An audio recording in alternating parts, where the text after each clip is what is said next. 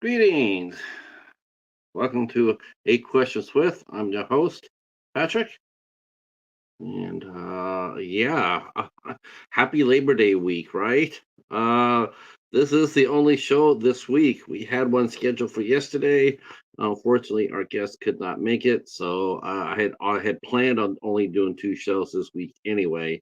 So it worked out that we're doing one, and I'm sort of glad for one because it allows us to all focus our attention on him. And I have a feeling that he wouldn't mind that too much. And then, of course, that is Michael from Movies and Beyond. Um, I gotta tell you, I learned about Michael's channel from Lady Valerie, Val's Views. She's the one that was sitting over there saying how you need to go over there and you need to watch what he's doing. And when Lady Valerie speaks, we all jump. Um, but no, we went over. I went over there, and I've been Caspering, watching his streams. Really not saying anything. I just like to watch, and I gotta say that she was dead on right. Um, Michael is a fine host. He's very self-spoken, and he has a really gentle way of connecting with his audience. He is a movie critic, a movie cinephile like us all, and he enjoys the paranormal. And he's just an all around really nice guy. He and I talked for over an hour after his Sunday show on Instagram. We're talking about the movies, horror movies. He is a big Halloween fan, so we were talking about that. Uh, hey Corey, how are you, sir? How are you? Welcome in, welcome in. I'm not. Do you have a show tonight too? I know that you've been doing a lot of interviews. I don't know exactly what the schedule is. I have to go over there and do the same thing I tell people to do, and that's hit notifications, which I actually do. I actually do hit Corey's notifications quite a bit. It's how I know when he does have somebody on. Not tonight. Yeah. Oh well, good. That means you can stay here for the whole show. That's right. Pinning him down. Um, so I am really looking forward to talking to Michael. He's got a really fast rising YouTube channel. He just recently passed 10,000 subscribers, on his way to 11,000, and there's a reason why, because of his content. I really appreciated it. I think he's a really good co-host, or a co-host on Sunday. I think he's a good host. I just think all around he seems like a really nice guy. And so we're gonna get to know him a lot better tonight here on Eight Questions with. Well, we have been cooking as far as September goes. If everything works out well for September, it will be one to remember. So we have a lot of cool talent coming up for you here on the show. Um, and with a lot of people doing a lot more interview shows, it's sort of, you know what, I sort of like it. I like the idea that there are people doing interview shows because it makes us all a much better. Um, it makes me better, makes me a better host, makes me a better, trying to get quality guests, not dipping into the same well over and over. Because sometimes you can do that. Sometimes you get a little bit too comfortable and you bring up the same type of people over and over. So it's always good to have a fresh perspective, get some fresh faces here. All right, the doorbell has rang. Michael must have been watching our show. So he is here a little early, but you know how we go. Once the doorbell rings, we start talking. So thank you for being here. For those who are on the replay, thank you for watching, coming in later. And let's go talk to Michael for Movies and Beyond.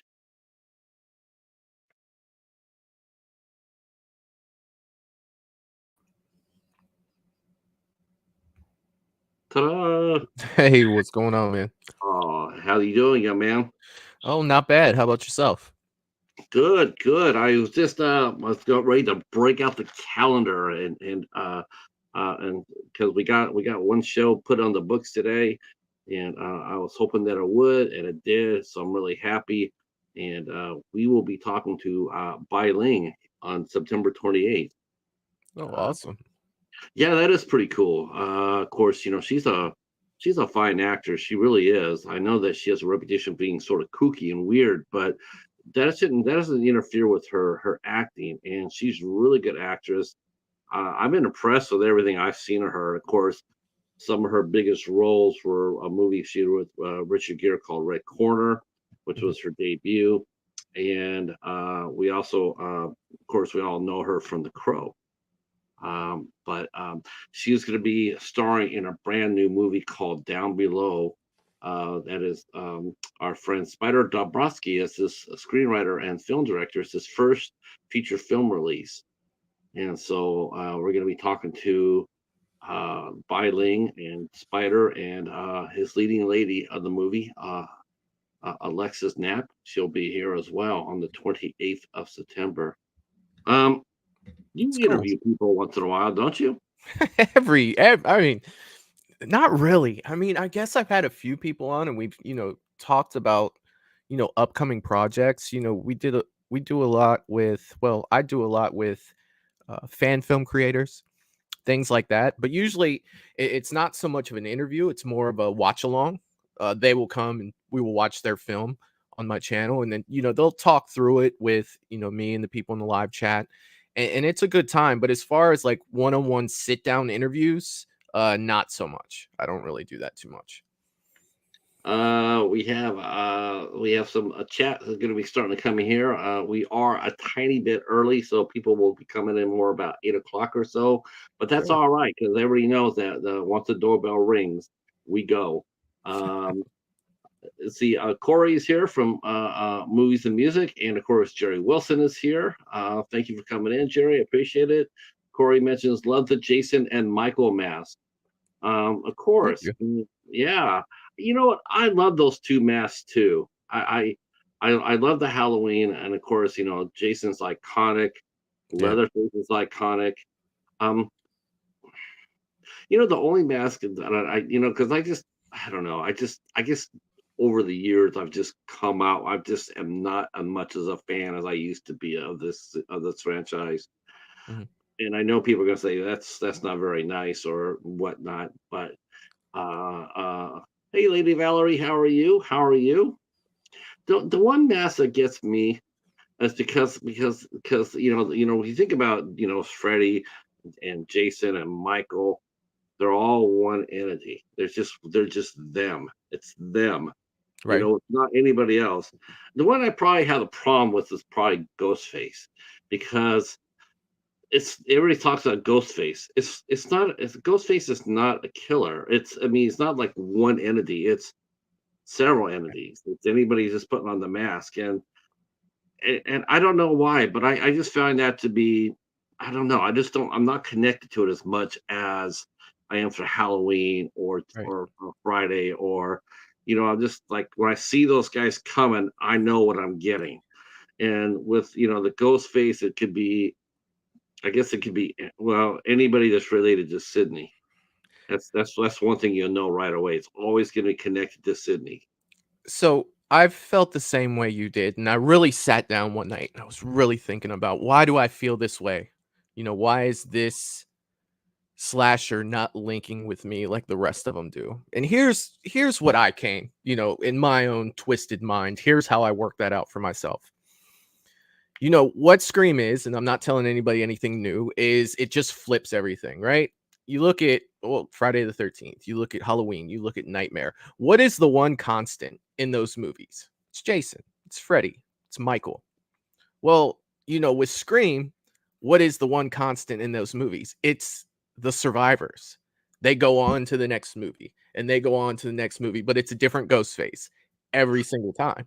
So it kind of just flips the whole formula on that. And I think that that's one of the reasons why, it's you don't know what you're gonna get. At least with Friday and Halloween, I know my boy Michael's coming back, my boy Jason's coming back, my boy Freddy's coming back. But with this, it's just a little different, and to each their own. Yeah, the only thing is too, too, it's whoever it is, it's not going to be anybody new. It's going to be somebody tied to Sydney. It always is. It's always tied to her, Yeah, some way, somehow. It's always her. The pool of suspects are, like when for the first Friday the 13th, uh, uh, we didn't know who the hell it was yeah, until Mrs. Voorhees popped up, and this is like, holy, didn't see that coming. it Um, It's funny you mentioned the first Friday because I was just watching that today. I literally have it right here in front of me because I was just watching that this morning. It's funny that you bring that one up, and I was watching it today. It's Oh, freaking awesome. Jason's my boy as far as the major franchises goes. Jason's my boy. He is. Yeah, Um, see, Lady Valerie says that is what sets the shape and Jason apart from the other slashers. No gimmicks, nothing but them being straight up scary villains. Well, the other thing too about those two too as well is that they're supernatural. They're supernatural, which is a big plus for them. Um, and Ghostface, we don't really ever get a chance to really go deep into this, like I don't know, it's like every single one's a new Ghostface, but we don't really know who they are. Like how long were they holding this grudge for? Like yeah. nobody really knows. There's not that much given to them. It's just like, okay, who should we make to be the ghost face next one? Okay, we'll make it a friend, a cousin of a cousin of a cousin of Sydney's. It, Kind of like it, Spaceballs. My brother's cousin's nephew's former roommate. You know what I mean? I, right. I don't remember the exact words, but Uh, that's the next I mean, Ghostface. it's entertaining. It's Yeah, entertaining, but it's like I don't know. It's just not that. There's not the same gravitas when it comes down to Scream. It's almost like looking at it like you would a Saw movie in the middle yeah, of the Saw franchise. You're not really looking at the people being killed by Kramer. You're just watching the methods. yeah. And to me, it's like with a Ghostface. It's like you're not watching Ghostface because he's a killer. You're just watching Ghostface because you want to see what's underneath the mask. Because how are they connected? How are they related or connected to Sydney? Because you know damn well they are. It's not going to be some rando off the street that says, "Yeah, I'm going to pick up this mask and just go out a killing spree." It's Right. not like that because there's no suspense. It's like who's doing this? Well, we all know it's going to be tied to Sydney. I mean, that's It's it's just how. yeah, it's just how. Yeah, Um, yeah, I guess there's going to be a lot of Friday the 13th watches and deep dives and all that. There's a Friday the 13th here in September, and generally when that happens, people fall out of their chairs backwards to do a lot of Friday the 13th content. Will yeah. you be one of those people, Michael? Um, strangely, no. And believe me, I'm one of the biggest Friday. I mean, hell, look at my shirt, right? I'm one of the biggest Friday the 13th people. I will be doing something on Patreon. I'll be going through the Camp Crystal Lake memories. But as far as the YouTube channel, uh, what I am doing for, to celebrate Friday the 13th isn't going to be until September 20-ish, around there. I haven't worked out the details yet, but CCC Entertainment will be coming back to the channel, and we will be watching their fan film, Jason Voorhees' The Hunt, which comes out on Friday the 13th of that month. They want to turn around and come back and watch it on the channel and talk through it. So I will be doing that. Not so much, more prep for Halloween. The September's kind of busy for me. Horror Hound in Cincinnati's here, and I will be going to Horror Hound for one of the days. I will be filming, so that will be coming. Convention season for me is pretty much September and October. I don't venture pretty much outside of those months for the channel, just for the simple fact that there is a convention somewhere every month. But I mean, we would all love to have the money to go to every convention that we possibly could, but usually September, October for me between Horrorhound and Scarefest, and then again in March for Horrorhound. Those are about the three that I do. So no, unfortunately, there won't be a Friday the 13th per se celebration on the channel. But Halloween's coming up, and it did a lot of Friday the 13th this summer, so it's Halloween's time. I think it's Right, it's it's time to right. go back to Haddonfield. So Well, it might be time to go. It might be time. Maybe before the end of the night. Maybe it might be time to head on over to the ISC side of things and take a look at some of their offerings. Ooh, Yeah, that's right. You and I were talking.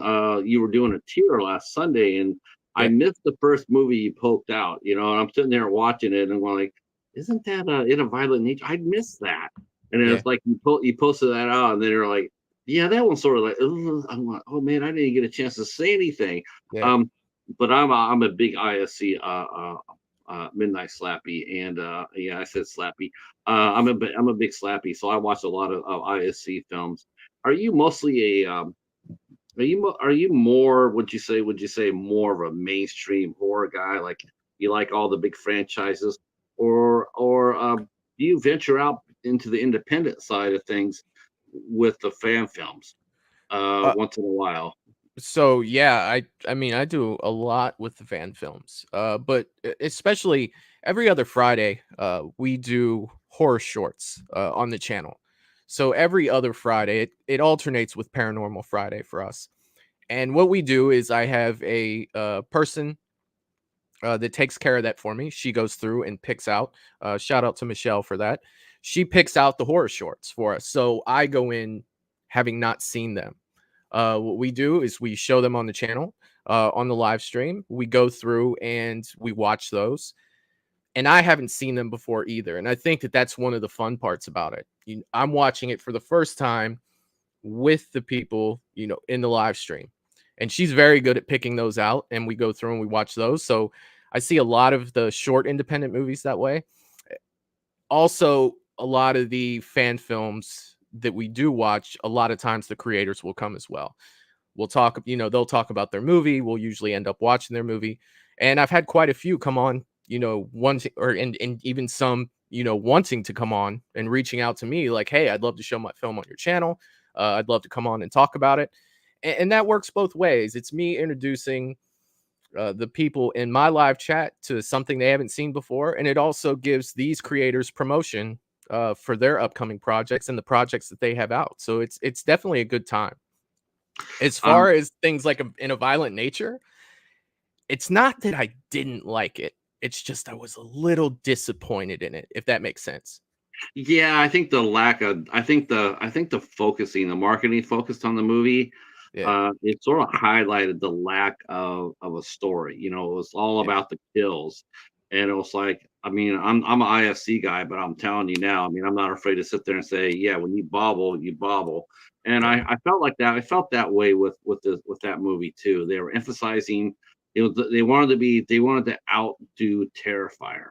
I think a lot of these movies coming out these days, they're trying to put out a kill that's going to overmatch art, yeah, and because and I just don't think you need to do that. Art is who he is. Leave him alone. Just do your thing. Come up with a more of a. I mean, it's a great gimmick. The great idea of seeing the kills, because as much as we see Jason, we never see it from him. We right, always see it from everybody else, and it's just like, it would actually be nice to, because we were talking about, when we did our retrospective, we were talking about Jason, and I too did a watch along with a German filmmaker who made a Friday the 13th, the Origins of Evil, and God, it was really cool because you got to see him, like, how he grew up, how did he stay alive? Because remember, people forget the first four movies. yeah. Jason is human.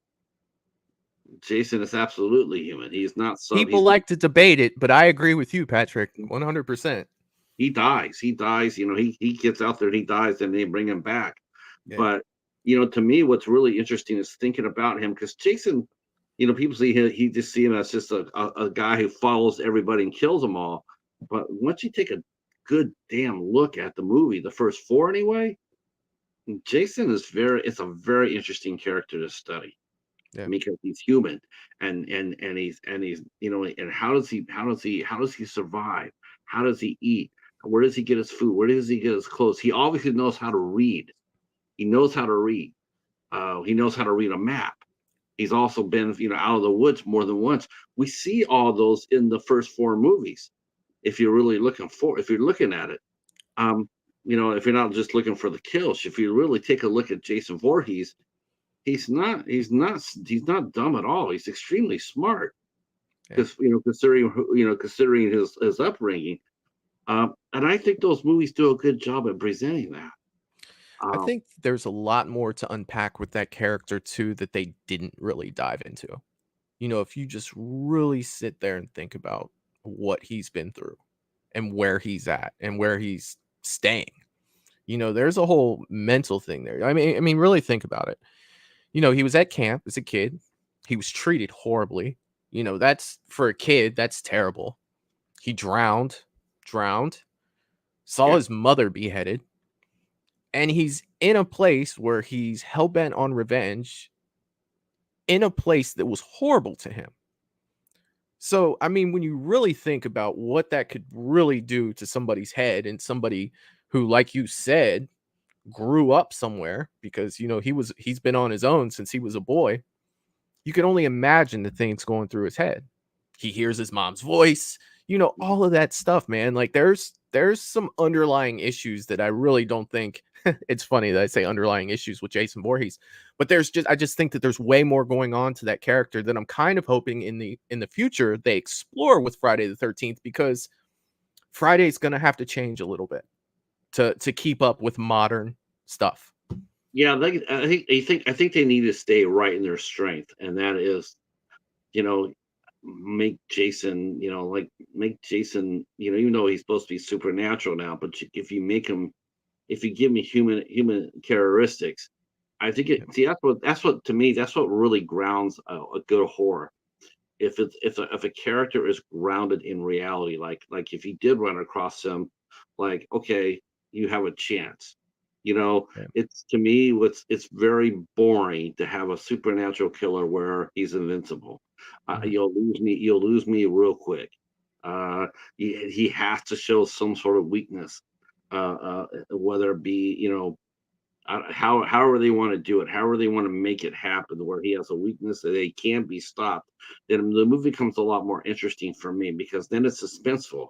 It's Well, there like, has to be stakes. You know what I mean? yes, yes, Yeah. exactly. I mean, just to have an unstoppable killer walk around, I mean, it's just there's nothing there. It's like, oh hum, it's gonna happen. He's gonna kill 20 people, and then something, they're gonna have him like it's like Godzilla. He comes out there, takes Buddy, walks back to Mountain the Monster Island, and it's fun and everything, but it's not very suspenseful. And Yeah. then once you've seen that trick, once you've seen it. Yeah. Um, let's go back to the chat. Let's see. Uh, Thank you, Katie. Thank you for dropping the links. Wilkie just subbed. That's awesome. Good job. Good job. Do each of you have a favorite Friday the 13th movie? That's funny because Michael and I were talking about that on Yeah. Sunday night, our favorite Jason movie. And so, why don't you share your favorite Jason movie? Gotta go with 4. Always have to go with 4, the final chapter. Not only is it my favorite Jason movie to watch, it's the one that kinda means the most to me from when I grew up. That was the one that got away from me. That was the one that I was just a little too young to go to the theaters to see.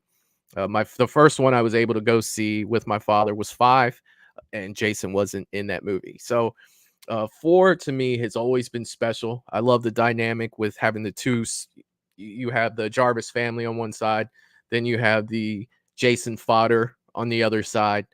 And I think that they did a very good job in that movie about keeping you interested in the characters. The characters were interesting to me. You had Mm. Crispin Glover in that movie. You get his dance. That's freaking fantastic. It's iconic. I've seen it so many times. Ted White playing Jason was just amazing. And I mean, he was the oldest person to play Jason. I believe he was 55 years old when he played Jason. Wow. Yeah, And I think you're right. you couldn't really tell. You know what I mean? He did such a good job, coming in, following up Richard Brooker from part 3. You could believe it was the same Jason. And they picked up right from the end of 3. I mean, those two movies, when I watch 4, a lot of times I'll watch 3 in front of it because it's almost like one long movie. It I kind think of you put really the all is. four, all four you could put as one long movie. Yeah, well, you can. Yeah. I mean, you Mhm. could even throw 2 in there. Now Yeah. 4 does have its flaws. I'm not going to say it's a perfect movie, and you can do that by, like Rob's whole character that going on. Him looking for Jason after only 2 days of his sister missing.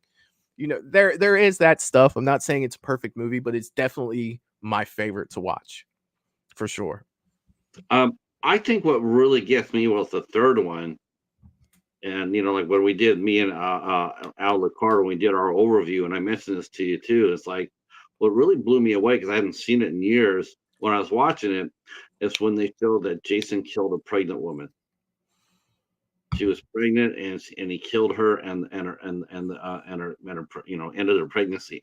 I was I was thinking, my God, I mean, I know that the previews for Art the Clown had come out for Art Terrifier 3, Yeah. and a lot of the simps were raising hell over that looked like Art was going to be chopping up a kid, and I'm Right. going like, well, I'm sorry, that train left a long time ago. And kids used to be kids and pets were untouchable in horror films, and but that train left a long time ago. Now we see it.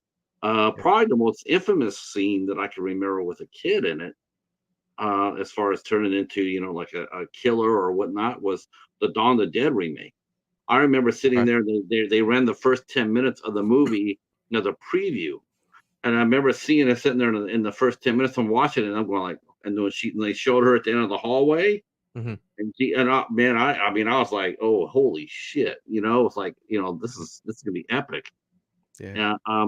And then I watched back. Then I go back and watch Friday the 13th, and all of a sudden there you see him kill a unexpected mother. She's pregnant. And it's like, okay, so he did that like 30 years ago, Right. before anybody really, and nobody said shit about that. No one sat there and raised a flag up there and said, well, what's he doing that for? Nobody cared, Right. you Different know. time. Yeah. Yeah. Uh, but you can watch it now, and quite honestly, it stops you in your tracks. Yeah. You're like, holy crow, he did that. He went there. Yeah. Um, yeah. Yeah. The first four are just, I mean, they are the best movies. They are Mhm. they are the best. Yeah. Um, but as far as my favorite goes, my favorite is Jason X. Jason X is my favorite because it has two of my favorite final girls on there. Um, Jason gets waxed like he never gets waxed before, ever. I mean, it's a good thing it was in the future, because that had been today, yeah, he wasn't going to get up from that. Yeah. He gets waxed. I liked how they did it. I liked how they put in some really fun humor into the movie without taking away any of the gore or the suspense. Right. Um, yeah, I mean, and it has the highest kill. In any horror movie. It has the highest kill rate. Jason kills over 10,000 people in that movie when he Yeah. He destroys hits that the space space station. station. Yeah. Yeah. He Of course, does. we don't really talk about the space station scene because that's also probably the most singularly the worst special effects scene in the entire franchise. Yeah. Yeah, that was, Yeah. yeah, I was. I mean, people were like, they were sort of laughing at it. I remember when I was at the theater. But that's my favorite one. My favorite one. But the best ones are definitely the four and the reboot. The Man, reboot's fun. oh, you know what? This, I mean, I know a lot of people don't like the reboot. I can't tell. I mean, to me, it's like I just look when I hear people say, I don't like the reboot." I'm just like, you haven't been a Friday fan, Yeah. because what I loved about it is, again, it goes back to the first four films, and it shows Jason thinking and using his intelligence. Yeah. He dug a trench underneath the house for him to maneuver around. He dug a damn trench. Yeah. I It's mean, you amazing. you had to be able to explain all those here 1 minute, gone the next. They did definitely do that. And they took a lot of things, from the other Friday the 13th movies, and I feel like they did their best to improve upon them. It's not like they were just like, well, this was in another Friday, so we'll use that. I mean, hanging the girl in the sleeping bag above the campfire was crazy to me. Oh, The bear traps, yeah. crazy. Like there was a lot of, especially in that first 20 minutes of that reboot. Like I was on the edge of my seat. Like this is the coolest shit I've ever seen in my life. Like I can't wait. The way that he looked as Sackhead Jason in that, with it was kind of like wrapped up as opposed to hanging loose like it was in part two. Jason was big. He was Yeah. fast. He was menacing. It was just like hell yeah, let's go, let's do this. That's what I'm talking about. Yeah, I really enjoyed I really enjoyed the reboot a lot. I was like, this is pretty badass. Yeah. Has some brutal, memorable kills. Characters you actually you did like them. I was disappointed in the fact that they killed off the real final girl. That was a bummer because like man, the sister didn't do shit in the movie, and all of a sudden Danielle Panabaker, she's carried the weight, she's carried the water for the whole movie, and then at the last minute she gets killed, and it's just like that's sort of like when Quint got it in Jaws. It's like he really died. That's sort of Right. he's like wait a minute, time out. Um, Yeah. but you mentioned earlier that you were 5 years old. Man, your parents must have been. Were your parents hardcore horror fans too? 5 years old for remind me, I'm sorry. When you said you saw your first horror movie. Oh, no, when I was talking about part 5, Jason Part 5 was the Oh, first, Friday movie that I saw in theaters, and when that came out, I was probably, like, 7 or 8 or so, when that one came out in what, '85? So I would've been 7 when that came out. With me, though, watching horror movies was something I was always allowed to do. The thing about it was, here was the rule: you can watch it, but if you can't sleep in your own bed and you come try to get in our bed, you're done. yeah, So I knew when I was watching something, no matter how scared I got, how small I was, to not freak out because it was done. I wouldn't be able to watch them anymore. And there were a lot of them. The Friday the 13th movies were good. All those things I was fine with. There were a few that really got me that I probably saw way too young, like The Exorcist. I saw that way too young. I didn't even understand half of what was going on, but it scared the hell out of me. Phantasm scared the hell out of me as a kid as well. Saw that Phantasm scared the way hell too out of me young. as an adult. Yeah, It, way too young. There were some that I was like, you probably should have taken a pass on a few of these at that age. And that really sticks with you. Those images from when you were a kid, seeing those, they may not match up to what you see on the screen now, but they definitely stick with you. But I was pretty much allowed to watch whatever as long as it didn't affect anything else. And as soon as it did, I was done.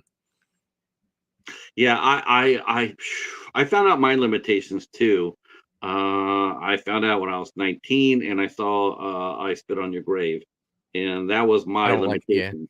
I don't I like that said, movie. yeah, I have never seen it ever since. I have no interest in it. I have no Yeah. interest in watching the sequels. Um, I did an interview with Jamie Bernadette, and she has just gotten done doing the sequel.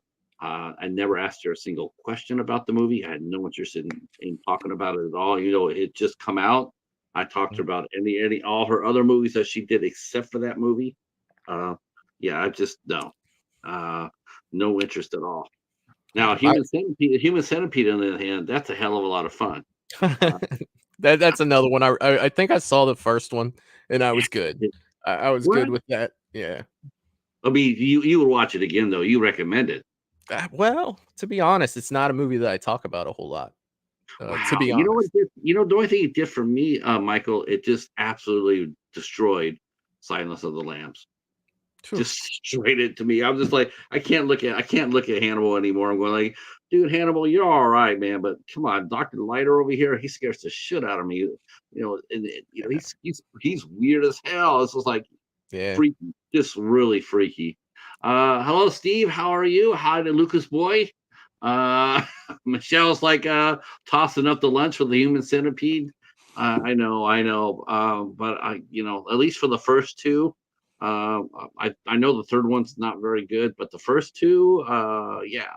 Um, as, as far as the first, what was the first movie that did scare you? That mean that like you're like, I really want to go tell my mom and dad that I need a diaper change, but I'm scared to do that. But what was the first movie that put you on the edge?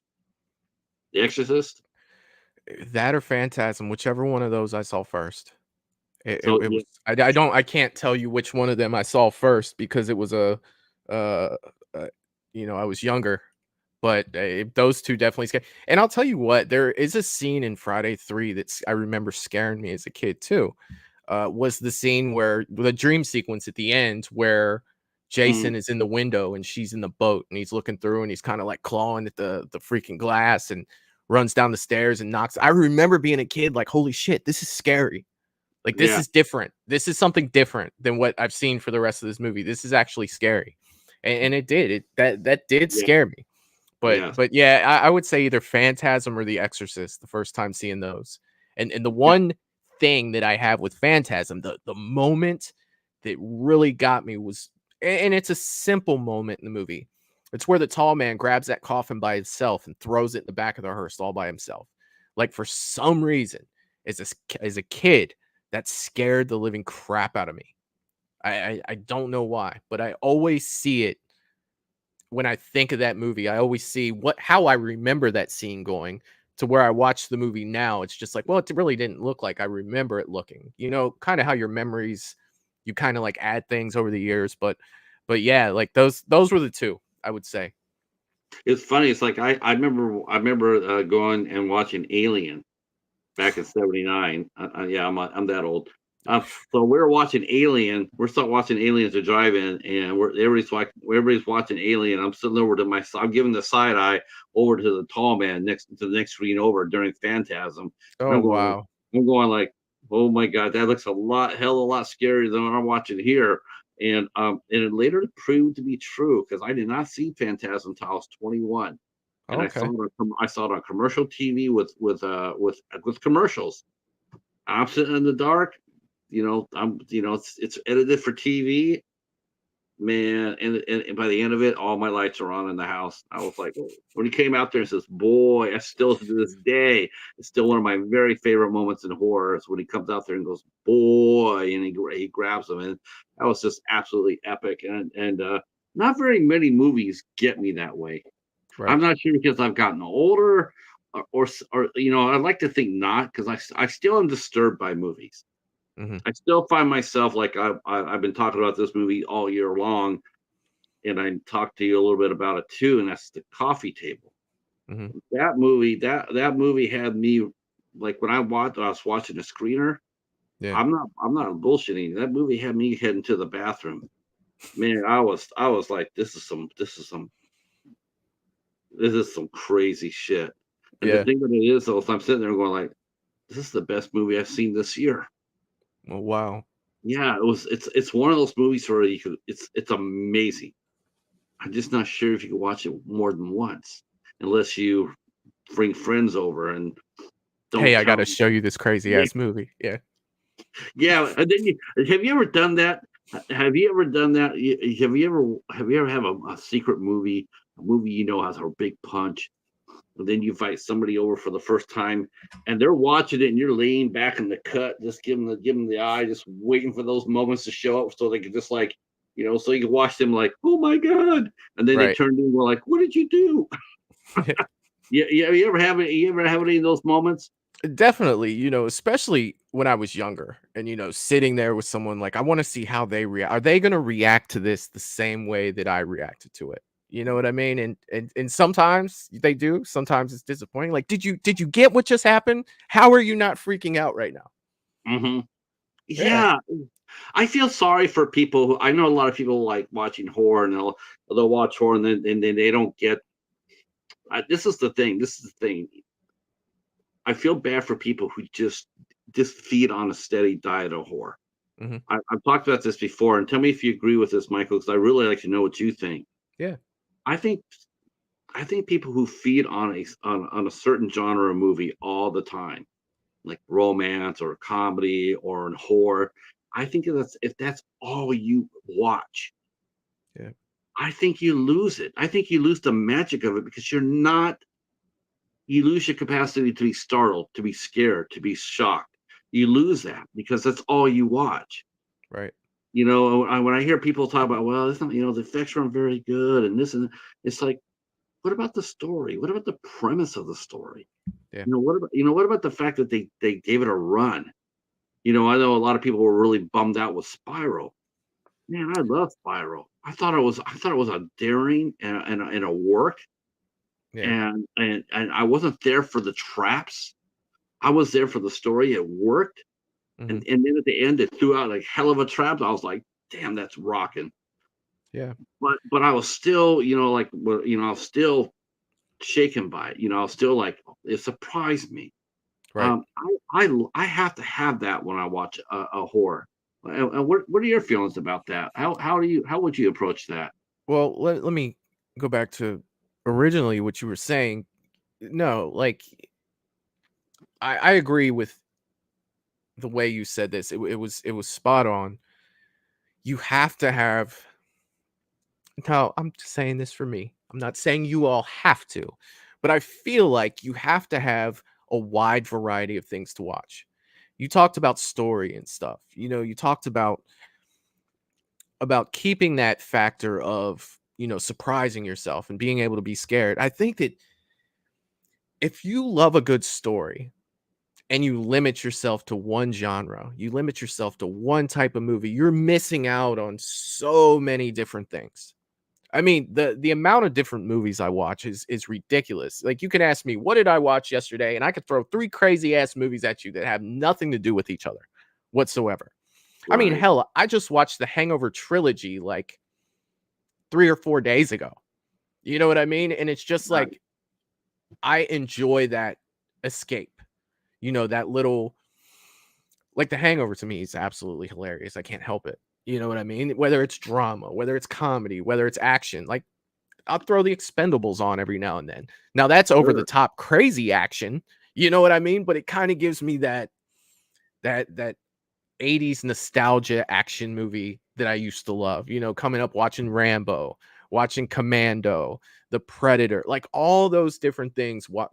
Hell, Lethal Weapon, Die Hard, all those movies, great stories. And I feel like those types of movies, as well as horror, but I mean, it was a wide range of things, made me a movie fan, and it gave me the ability to appreciate a good story.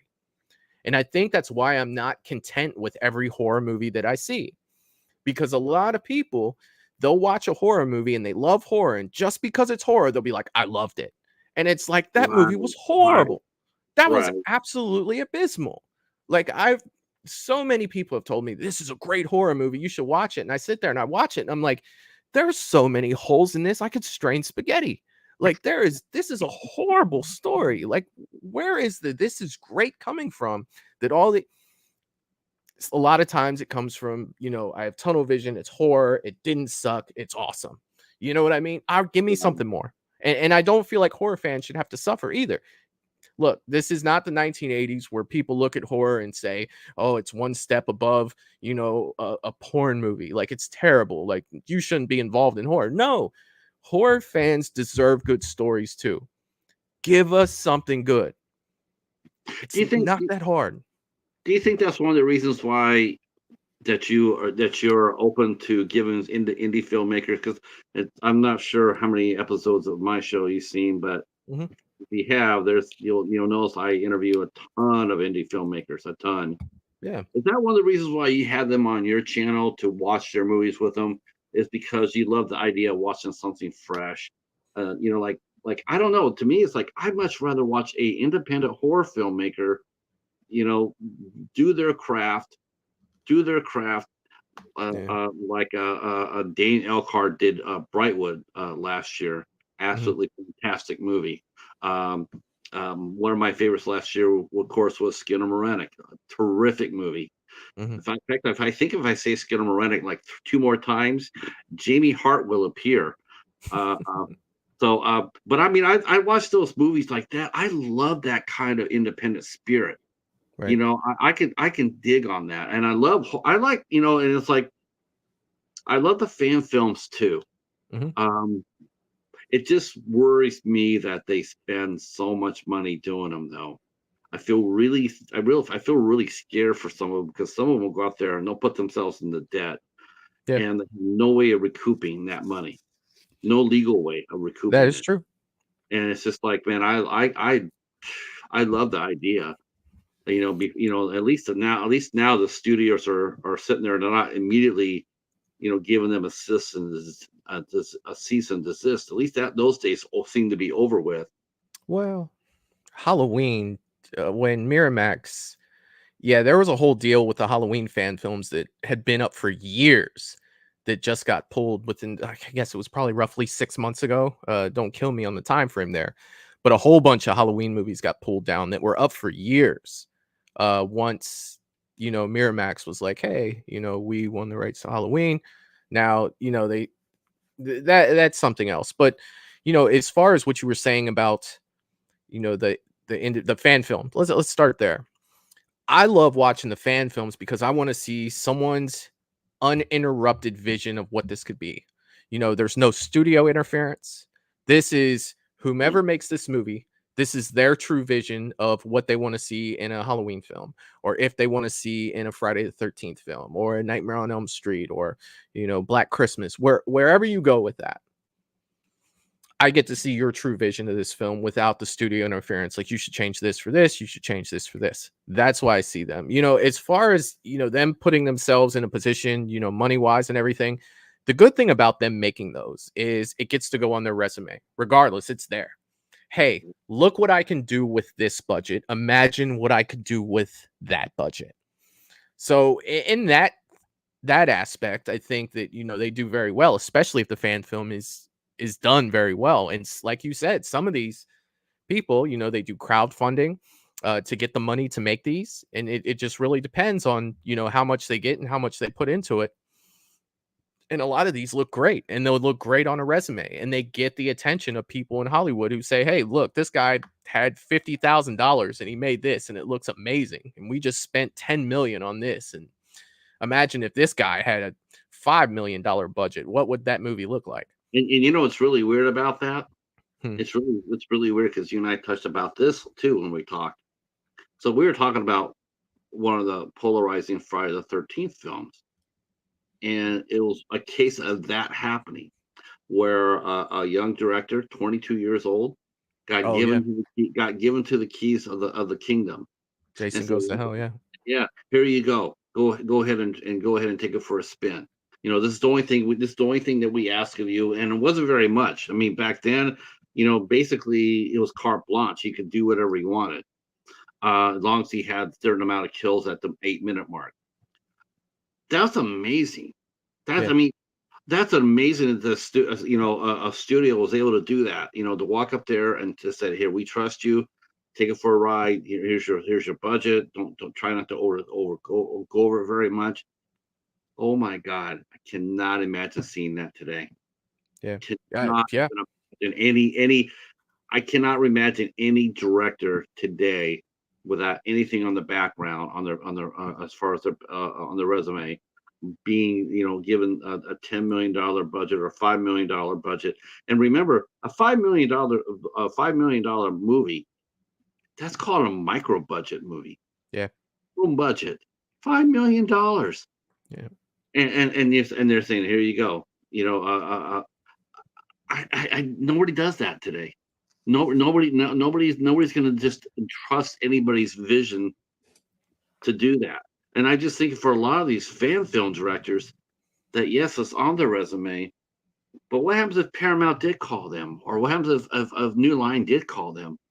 What would happen to them if they, okay, we're going to give you $10 million or $20 million, but we're also going to give you a team of suits to watch over you, make sure that you spend it the right way and the most effective way, and make sure you have all this in there, and the fan services in there, and and the hockey mask is the right shape and color and all that other. How much joy do you think that a fan filmmaker would have making a commercial film with all that pressure on their shoulders? Well, I can't really speak for the individual, but I think it'll be an individual basis. Every creator comes from somewhere. All the big names have made small little films that costed nothing to make. So I don't see it as being any different. I think that we just have an outlet now, being the internet, to be able to see these things that people make. You know what I mean? Like, if you go back, they didn't have obviously the internet or YouTube to put their films up on for everybody to see for free. It was something that they made, and they had to send to somebody who had to either like it or dislike it to want to hire this person or not. And I think that it is just opened up for Well, everyone to be creative and for everybody to see their work. So again, like you were asking, I think it's an individual basis, man. On some of these guys, they know going in, like, hey, if I get this, it's going to be this way.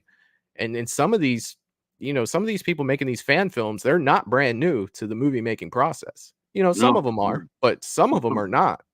yeah. I mean, I know one director who wasn't, but he still ended up, mortgaging his house for it. He Phew, only he still went into $80,000 into debt to make his movie. really wanted to Um, make that movie. yeah, he did.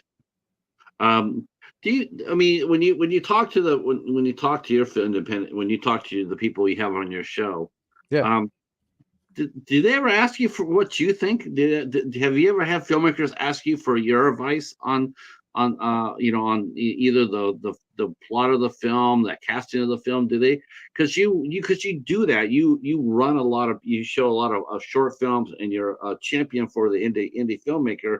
So Yeah. do you find them contacting you and saying, Michael, I'm making a Phantasm movie.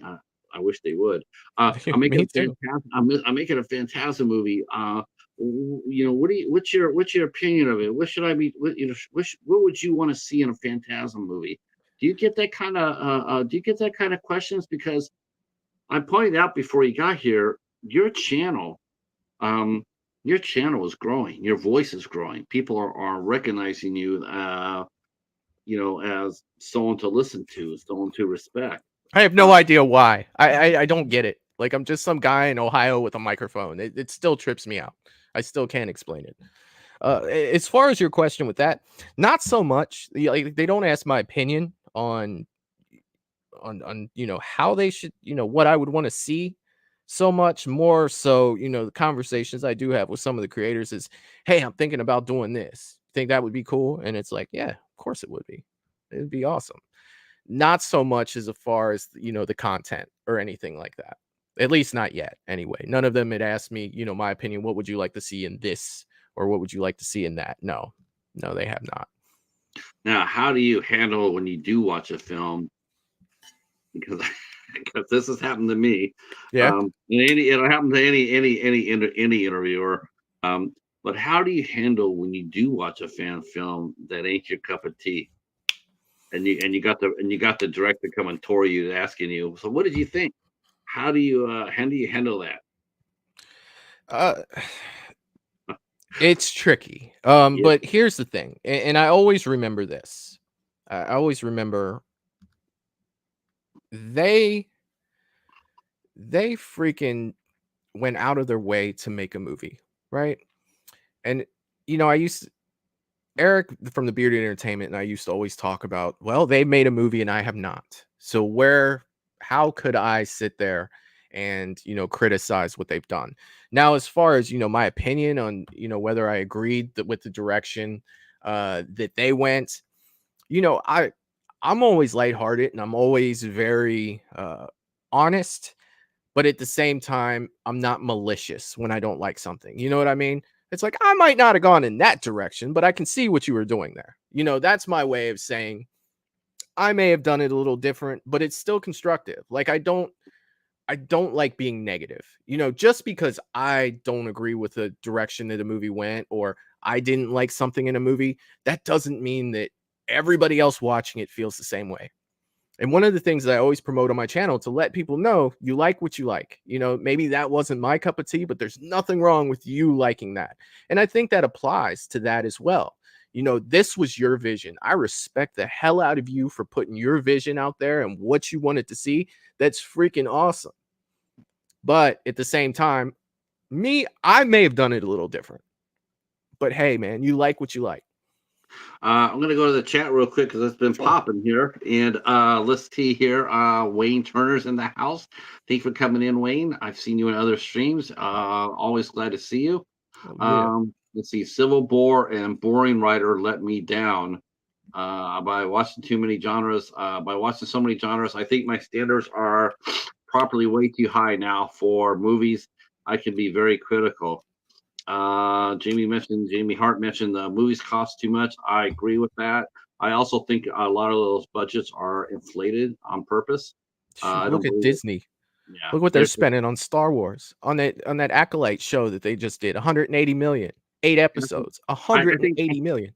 see, I think that's what they say, but quite honestly, I don't believe those numbers at all for a minute. I mean, there's no way you can sit there and watch those 8 episodes and sit there and say that you spend almost $20 million less than what all three of the Lord of the Rings movies made. Right. I'm not really believing that too much. Let's see. I don't know why they always feel like if they inflate the budget, that everybody's gonna be so impressed that they got to go watch it, and I'm just not for that. You got to be able to make money off of it. You got to be able to make money, and since they're not doing physical media anymore, how are you making money? How are you going to recoup that 180? I mean, Well, it sure wasn't in people watching the show because that was absolutely abysmal. yeah. You're not running out toys. It's not enough toys in Christmas is enough to recoup that kind of money. No, I think it's just an ego thing. It's an ego stroke. Let's see. Russell says, "Phantasm fan film would be awesome." I'm so with you, Russell. Let's see. Let's see. Jamie says, "Because you're knowledgeable and awesome, Mike. That's why I recommended you for horror YouTuber of the month. That's amazing. I love that." Thank you, Good Jamie. friend Jim is here, saying hello to you and everybody in the chat. Thank you guys all for coming in. I hope you guys are enjoying the conversation. If you do have any questions for our guest, please drop them in and I will start feeding them to them as we continue our chat. Um, I'm with you. Okay, so I'm going to be honest with you. I mean, I like to sit here in the high seat and sit there and I do the same thing that you do, and Yeah. but I'd lie to you. I'd be lying to you.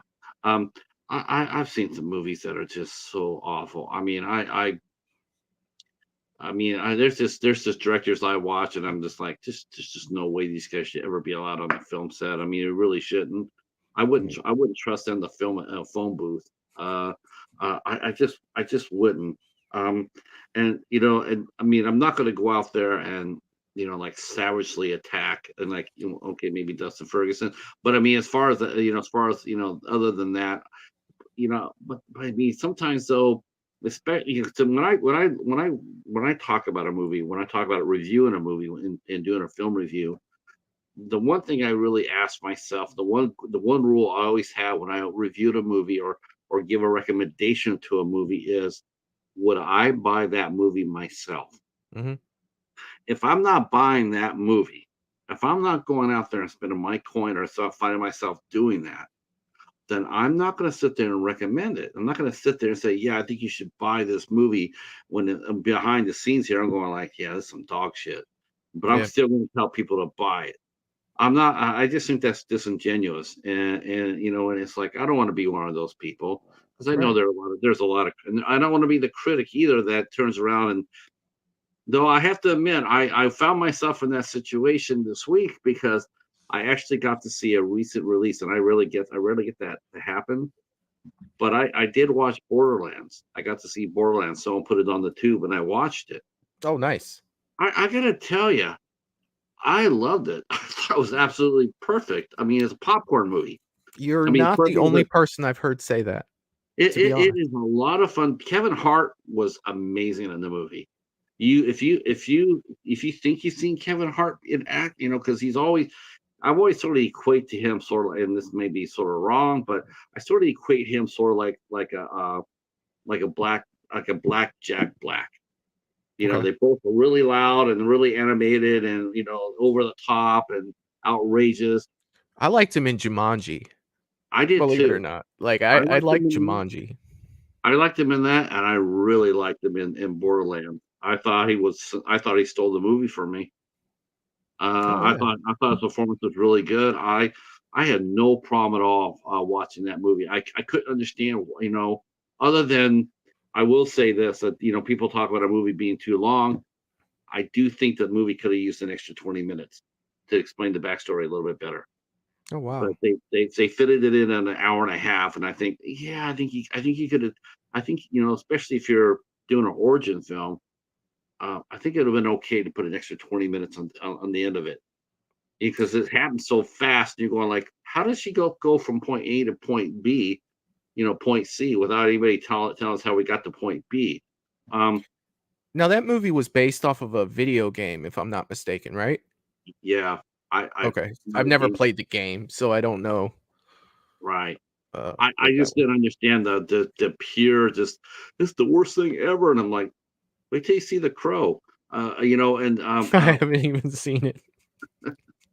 uh, but everybody was like, they were just like crushing it even before. And it's like, man, it, I don't know. I just I found myself really enjoying it. I did not hate it at all. I thought it was really fun. It was exactly if I wanted to go to a movie in the summer and grab a popcorn and a Coke, Mhm. Borderlands would be the type of movie that I would watch. Um, what do you feel? Have you ever found yourself in that position where you are the only one that's going against the river, against the when everybody says, "Yeah, this movie's super good" or "This movie's super bad." Have you ever found yourself being like the sole voice going against the public hype?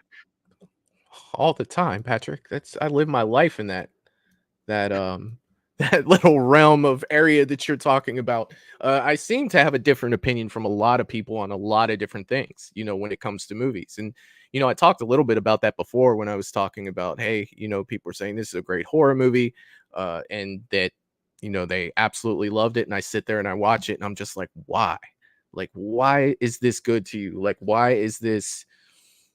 I don't understand why it's good. I don't. So yeah, I mean, my opinion tends to differ from a lot of people. I find that a lot of people who watch my channel love Rob Zombie's Halloween. I don't know why. I have no idea, why people love that movie, but they I hear do. people love the first one, but they hate the second one. Oh god, the second one was horrible. The first one I can do it. You know what I mean? Like I can push aside, what I feel about Halloween and the way that Halloween is and what made Halloween great to me because it's not in that movie. Those were the things that I loved about Halloween that weren't in that movie. But I look at it, as a basic slasher, and I'm just like, yeah, I can do that. I can definitely do that. So if I look at, but I have to look at it a certain way. You know what I mean? I can't look at it from the Halloween standpoint. But yeah, man, definitely. A long time ago, I loved Jason X. Everybody said they hated Jason X. It was the worst Friday the 13th ever, and I'm just like, yeah, I can kind of dig it. You know what I mean? It's crazy. I'm not saying it's a fantastically done movie, but at the same time, I have fun every time I watch it. Hell yeah, that's a there's nobody here in my chat, at least in my chat. There's nobody here that's going to hate on Jason X. They're all Jason X fans. I might have a little harder time getting them to sell out for Jason Goes to Hell, but I love Jason Goes to Hell too. I mean, I think Jason Goes to Hell is a that's a fun ass movie. That is a really fun movie. I always have enjoyed Jason Goes to Hell throughout. Because I had a lot of people in the when I watched it at the theater there were some actually I mean, at the time that the movie aired, there were some very well-known names attached to that movie, like Yeah, Aaron Gray and Stephen, the guy who played Crichton, Stephen Williams. Those guys were like known back then. yeah, They were big stars, at least on TV for sure. And yeah.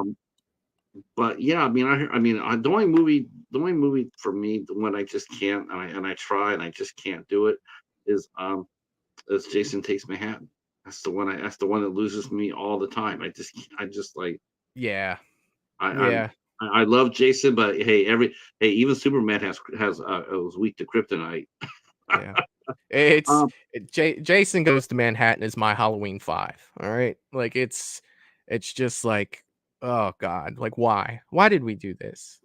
But I I will say this in its defense, I am slowly coming around to Jason's look, like the blue with the yellow mask. For some reason, I'm starting to like it. I'm not saying it's good like Seven. Seven was freaking awesome. The way he looked in Seven, best Jason has ever looked to me, the best he's ever looked. And to follow that up with 8, it's like you guys didn't even come close. But I'm starting to come around to it, man. I don't know.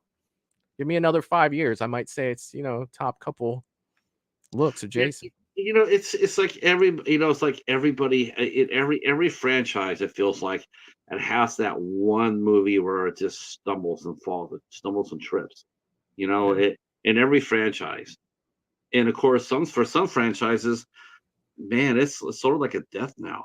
You know, yeah, like Hellraiser and Phantasm. We were talking about Phantasm earlier. yeah, Man, Phantasm seems to be fading away. I yeah. mean, you hear less and less about it every year. It's like people have just totally forgotten about it. There's no releases, no re-releases on it or nothing like that. It's Yeah, just slowly fading away. And that's a real shame too. it is. With a blood, it could come back and be a vibrant movie. Um, now, are you a big reader? Do you like Not to read? What do you think develops your imagination more, reading books or watching movies? Oh, definitely movies. I mean, literally, the TV was my babysitter as a kid. Mm. The amount of movies that I've seen is almost embarrassing, especially at a younger age. I don't see as many anymore.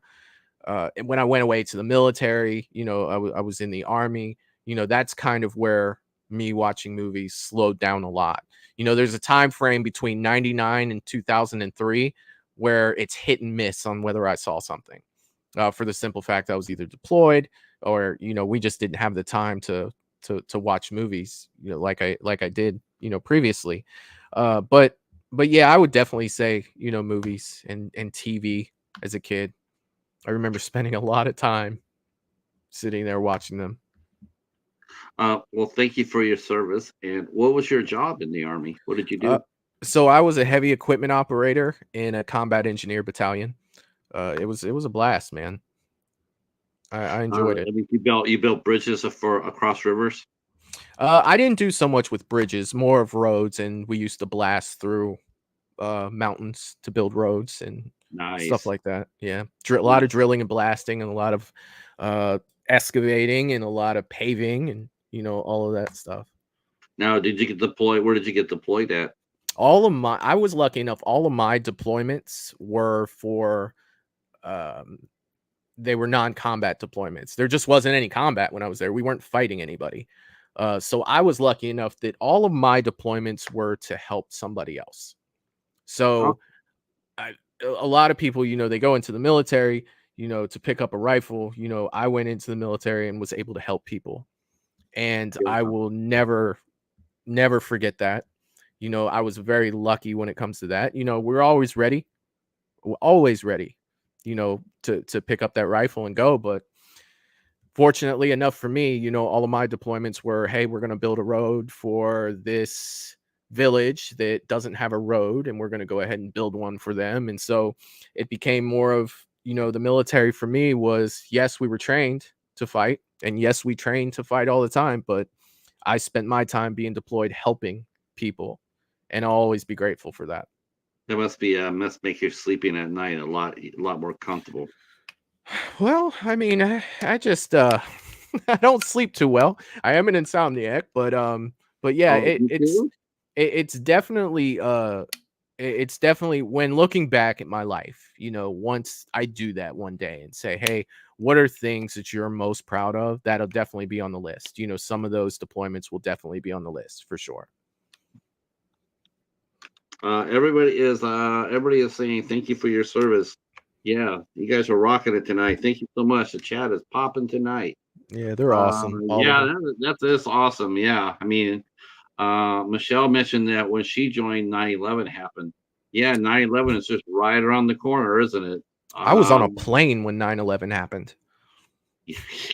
I'm not kidding.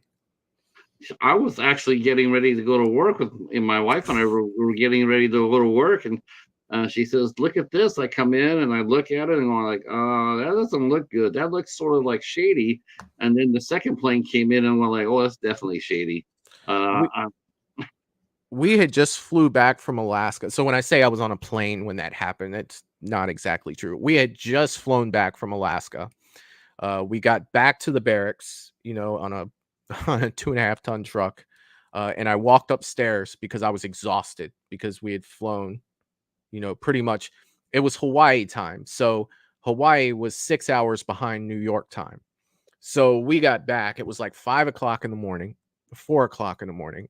I go upstairs. I face plant on my bed because we had been gone for 2 months.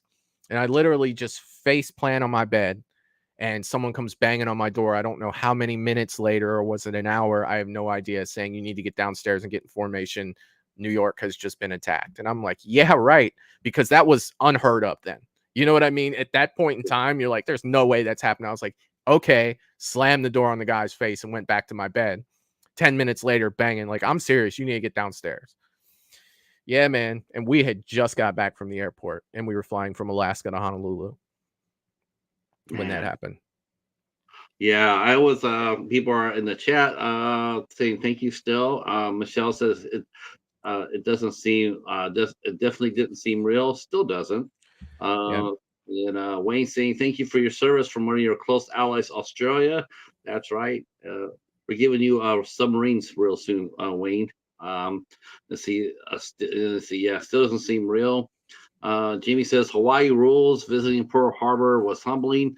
Yeah, yeah. It's still the USS Arizona still has to this day. It still is leaking oil from the ship. Still to this day, you can go over there and look over there and see a little bubble of oil coming up from there. Uh, let's see. They came to my footstep with papers saying that if I didn't report in 0600, I'd be in hot poo. Ooh, yikes.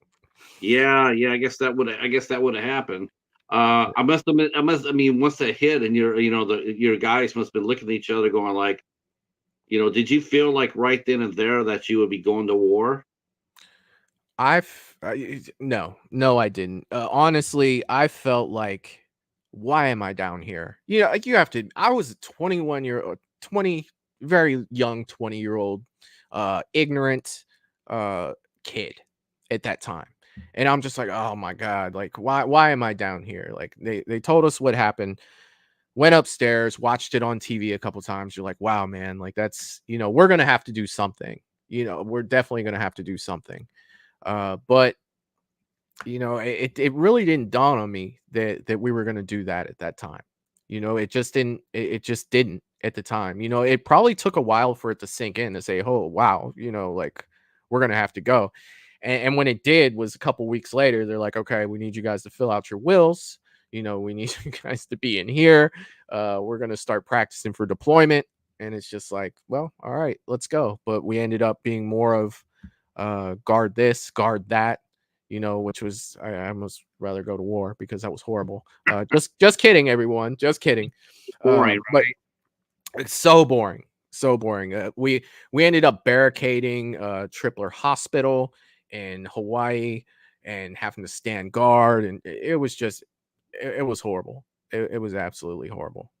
But small complaints from somebody that wasn't in New York and had to go through what those people were going through. So very petty when it compares to those things. But we were all ready. If it was time to go, we were ready to go. And I right, do remember that.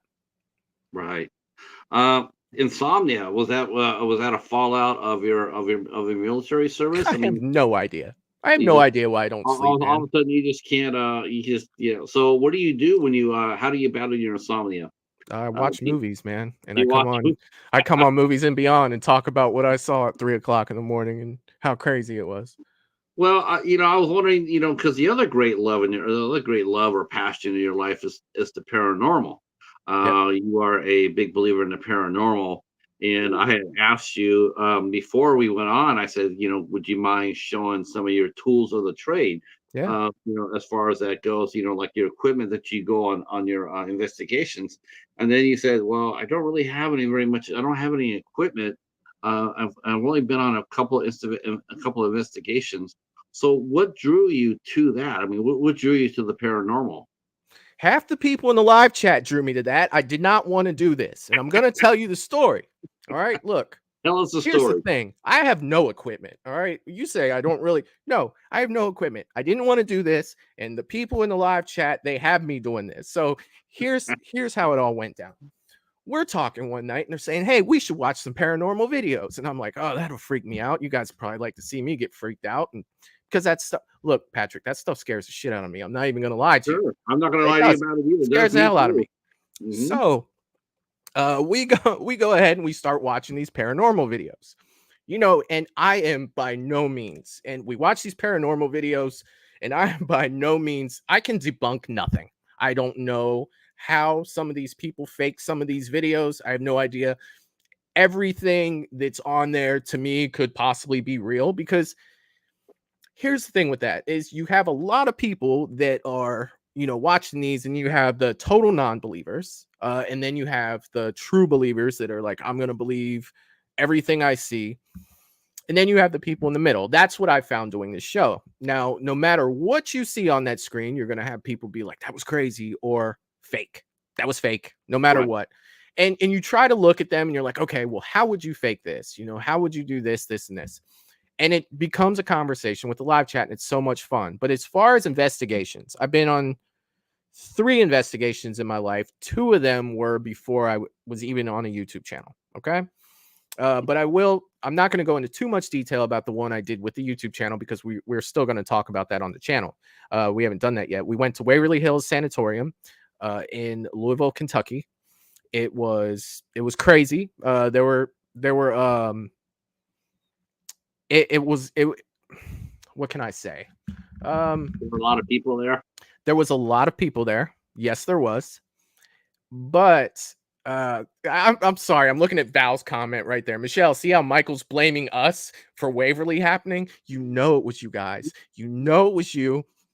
Like Mhm. this is gonna happen. But it was fun. It was a great time to get with everybody and everything and to hang out and do something like that. But Waverly was a little overwhelming for me. Not that it wasn't what I expected. It's just different looking at it on your screen than it is standing in front of it and looking and seeing how big it really is in front of you.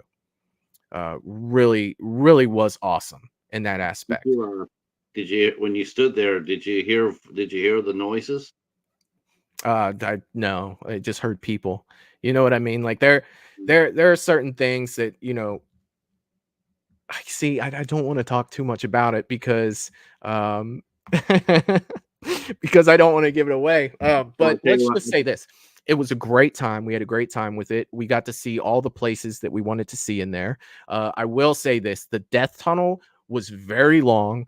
I thought that I was going to die walking from the bottom of it all the way to the top. I did it without stopping, though. I went straight through. I had about 30 pounds on my back when I did it, and I was carrying a camera. I'm proud of myself, 46 years old. I still could be in better shape, but 3 months ago, I wouldn't even have made it a quarter of the way up there. That was freaking awesome. That I will say about that. Like, If God, you that would have was a made long. it up there, you would have made it up there 3 months ago. Some ghost would have goosed your ass. You would have been like, Possibly, okay, yeah. you I know. probably would have made it up there a little faster than I did, but more than likely would have had a heart attack, Oh, uh, for yeah, sure. that would have been good. I have no But then worries. again, then you wouldn't have to worry about your insomnia, though. So, Truth. You yeah. are speaking nothing but the truth, my friend. Silver linings playbook, baby. It is. It absolutely is. But when it comes to the paranormal stuff, yes, we're to be honest, the channel is it's kind of evolving into something, with the channel. I've noticed that I've met a whole lot of new people coming onto the channel because of it, and it's been so much fun doing and watching this grow into something. Like it started with a conversation with the live chat. Then we started watching some videos. And you really don't know what videos to pick because you don't know. One of the things that I do with videos is I look at the ones that we've watched in the past, like from the people that release them, and I pick videos from them. I'll skim through just a little bit to make sure that I don't see anything that we've seen before, but I don't watch them ahead of time so I can be freaked out with everybody, in the live chat. And we're not there to debunk it. We're not there to prove it. We're just there to watch it and have a good time with it. And that's what we do with it. There are debunkers out there. If you want to watch somebody break down on how this video is fake, there's tons of channels out there to do that. Yeah. See, Uh, it's weird. It's weird. It's like, see, I believe in it. yeah, me too. I believe in it, but I'm also a debunker because the people who they really don't understand what they're doing. Either that or they're exploiting it. The Right. people you see that always like when they go around, they go like, "Did you hear that?" or "What was that?" or all that other. You can always tell they're always playing up to the camera. And the ones that you can always tell immediately right away is they always find something, Yeah. right? Every time they always find something. Yeah. And it's like, you know, and to me, what makes me laugh when I watch paranormal investigators is just how incredibly they truly don't understand what they're messing with. Do Right. you really believe that a ghost is going to be just locked down into one place? Yeah. I mean, just think about that for a second. It's an entity. It could go anywhere at once, instantaneously. Right. And you're going to tell me it's only going to be in one little hospital? Do you see how crazy that sounds? Yeah. Like, they could, they can go, and as far as mine's a little bit more. I don't want to say religious because that's not the right word for it. I'm a little bit more spiritually inclined. It's like, do I believe that there? Do I believe the ghosts of people? No, I don't believe that. I mean, because it's once you're gone, it's a judgment.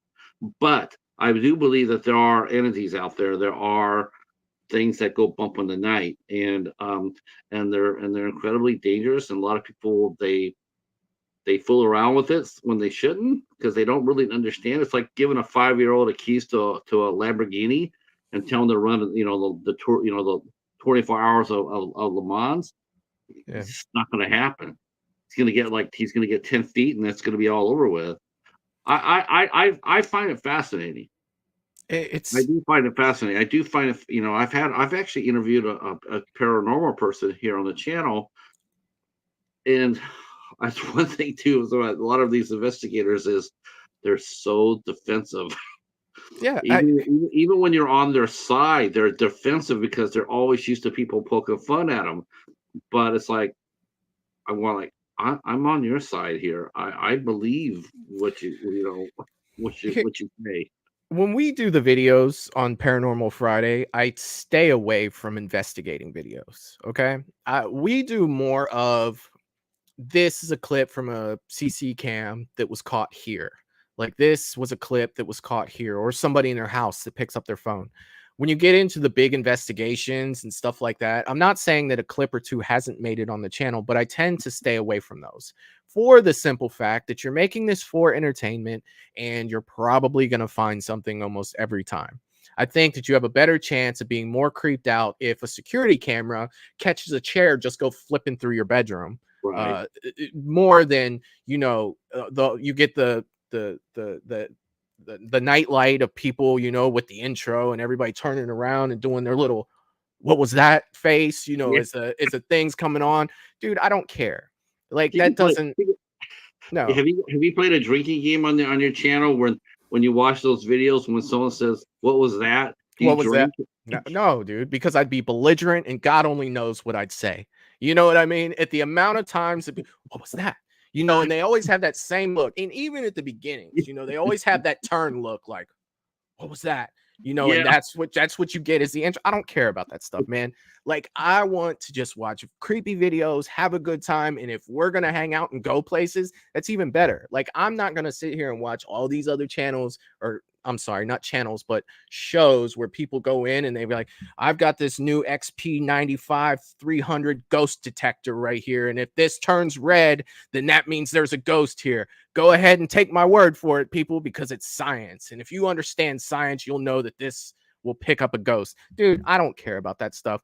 I want to go in. I want to get creeped out. I want to have a good time. What I do believe in, though, is like EVPs. If I catch something on a voice recorder, I can't explain where the voice came from. To me, that says, okay, there was probably something there. If something grabs my shirt and nobody's standing behind me, I'm pretty sure it didn't do that by itself. But as far as devices that blink green twice for a ghost and blink yeah, orange 3 times for a demon, like, come on, right. man. Like, I'm not buying that stuff. Like, I'm not. Like, it's I like to know the people. I'd like to know. I have never seen. I have never seen a piece. The only equipment I've ever seen is like you. I've seen an EVP device, mhm, electronic voice phenomena. I've seen that. But that being said, I would love to actually pick up a piece of that, some of that equipment, and actually take a good look at it. yeah. You're right. It's like, when they do that, they'll sit there and say, "Are you here?" So blink twice. The little green button. It's like I just again, it's like, why would they beep a little button? Why would they just come up there and just like possess your ass? Or You know, just play a little- slap the device out of your hand. That'd be even right? better. You know what I mean? Like, are you freaking serious right now? I mean, it makes me. I mean, there is something. I mean, the ones that it's funny. It's like they get the 99 people that are or like out there for the entertainment purposes, but there's that one. There is that one out there that can sense it or has experienced it. I mean, Yeah. for real, experienced it for real. And you can also, it's sort of like that thing where someone says, well, they know kung fu, but they don't tell anybody. Like, Yeah. you know, because the They're ones who like the really know it, sleeper car of the martial arts right, world. You know what I right. mean? Like I know kung fu. Well, by you telling me that, you don't. But the ones who don't, that do know it, they don't tell you They until it just really kick you in the face when you say right. something crazy, right? Right.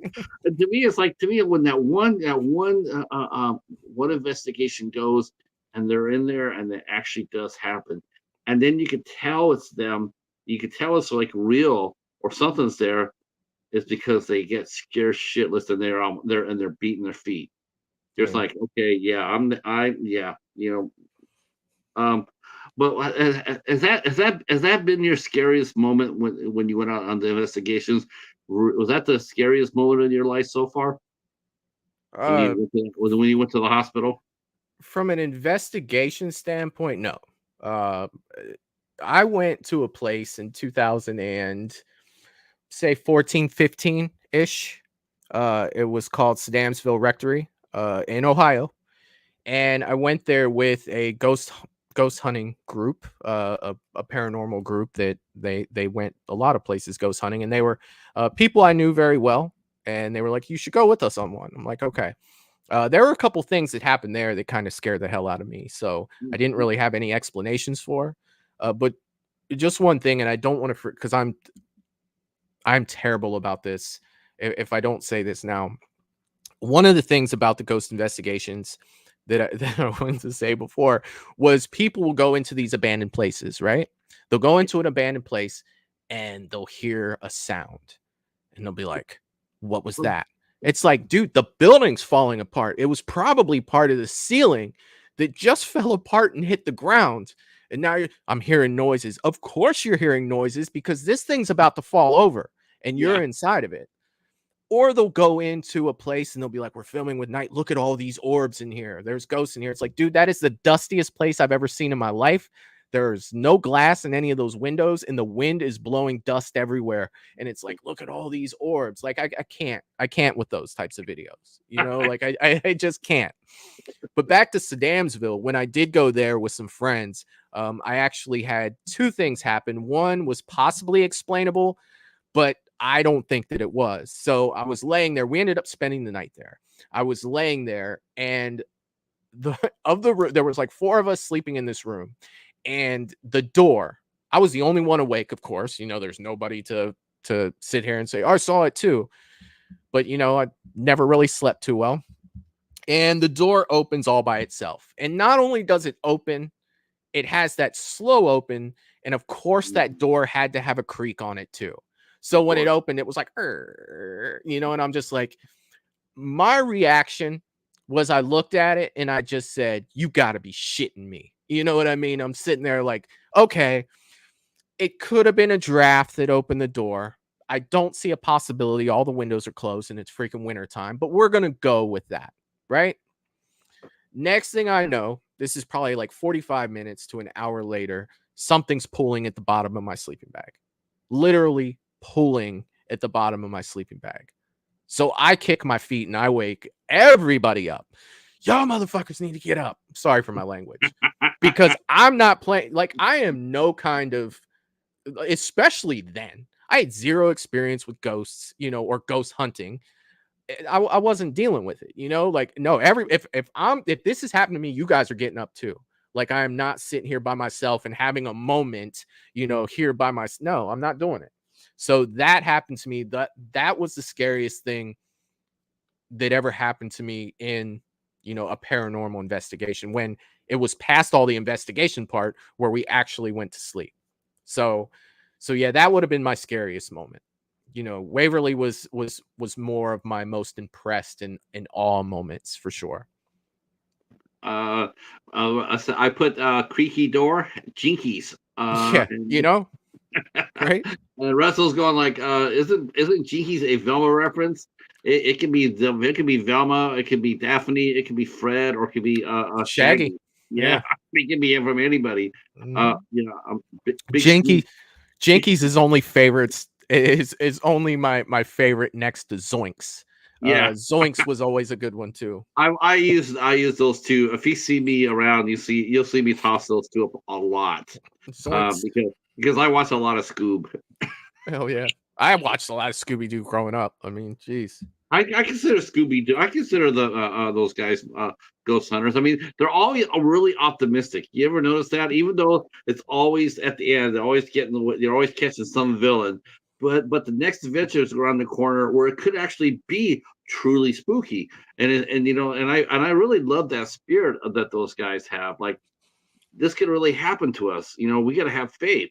Yeah. Um, I um, mean, though, it could bite us in the butt though, because let's say we do catch a ghost one day on paranormal movies and beyond paranormal, we catch one, and I go to grab it and say, "Let's see who this really is," and it ends up really being a ghost, and he like bites my hand or something. Like, there's no way. Like, you lift it up and it's actually Barbosa yeah, looking at you, going like, like, "Can I get an apple?" yeah, like, Um, no. Let's see who this really is. It's always like Old Man Rivers or old man, you know what I mean? yeah, Old Man the Johnson. mayor. No, you know what they say? Follow the money. Yeah. Whoever's gained the most from it financially, that's your bad guy. It always is your bad guy. Scoob, and yeah. But I love that show. I do. I reviewed a few Scooby Doo's. Let's see, Scooby Doo and the Harlem Globetrotters was great. Yep. I always The liked when Adam West Batman was on there too. Yep, that's right. He did it with Ulan. Well, Ulan Soul did it with Casey Kasem. I also like the one where they met Kiss. Yeah, Oh my god, that's actually my favorite Scooby Doo. That was actually badass as hell. that's Uh, freaking all awesome. right. So, are you a big animation fan? Do you like animated movies as well as live action? Are you? Uh, Very few and far between, but there are a lot of animated shows that I absolutely adore. And it's more along the anime stuff. Star Wars: The Clone Wars, one of my favorite stories of freaking all time. Star Wars Rebels was amazing, and I don't know if you've ever seen. Let me see if I can get one of these out of here. Uh, of course, they're in here like super tight, but I bought this when I was younger. I've had this forever, but I absolutely loved this show right here. If you've ever seen that, the Full Metal Alchemist, it I've was heard about it. Yes. absolutely freaking amazing. There were parts in that was absolutely heartbreaking. There's one, oh my god, there's one episode, and I'm not gonna ruin it for you, but I skip it every time just because it's so like if I haven't watched that in years, but if I were to go back and watch it today, I would still skip that episode because they were not afraid to go places that Mhm. uh, a lot of people wouldn't go. And if any of you guys in the chat have seen Full Metal Alchemist, you probably know the episode I'm talking about. If you haven't seen Full Metal Alchemist, it's definitely worth a watch for sure. I'll tell you the truth. There's a couple of shows. One I saw the first time I ever saw this in a Japanese Mhm. animated show was Robotech. Okay. And on an episode of Robotech, they showed like three of the main characters getting blown into space. Oh, They got hit by they got killed. They're flying fighters and they got killed.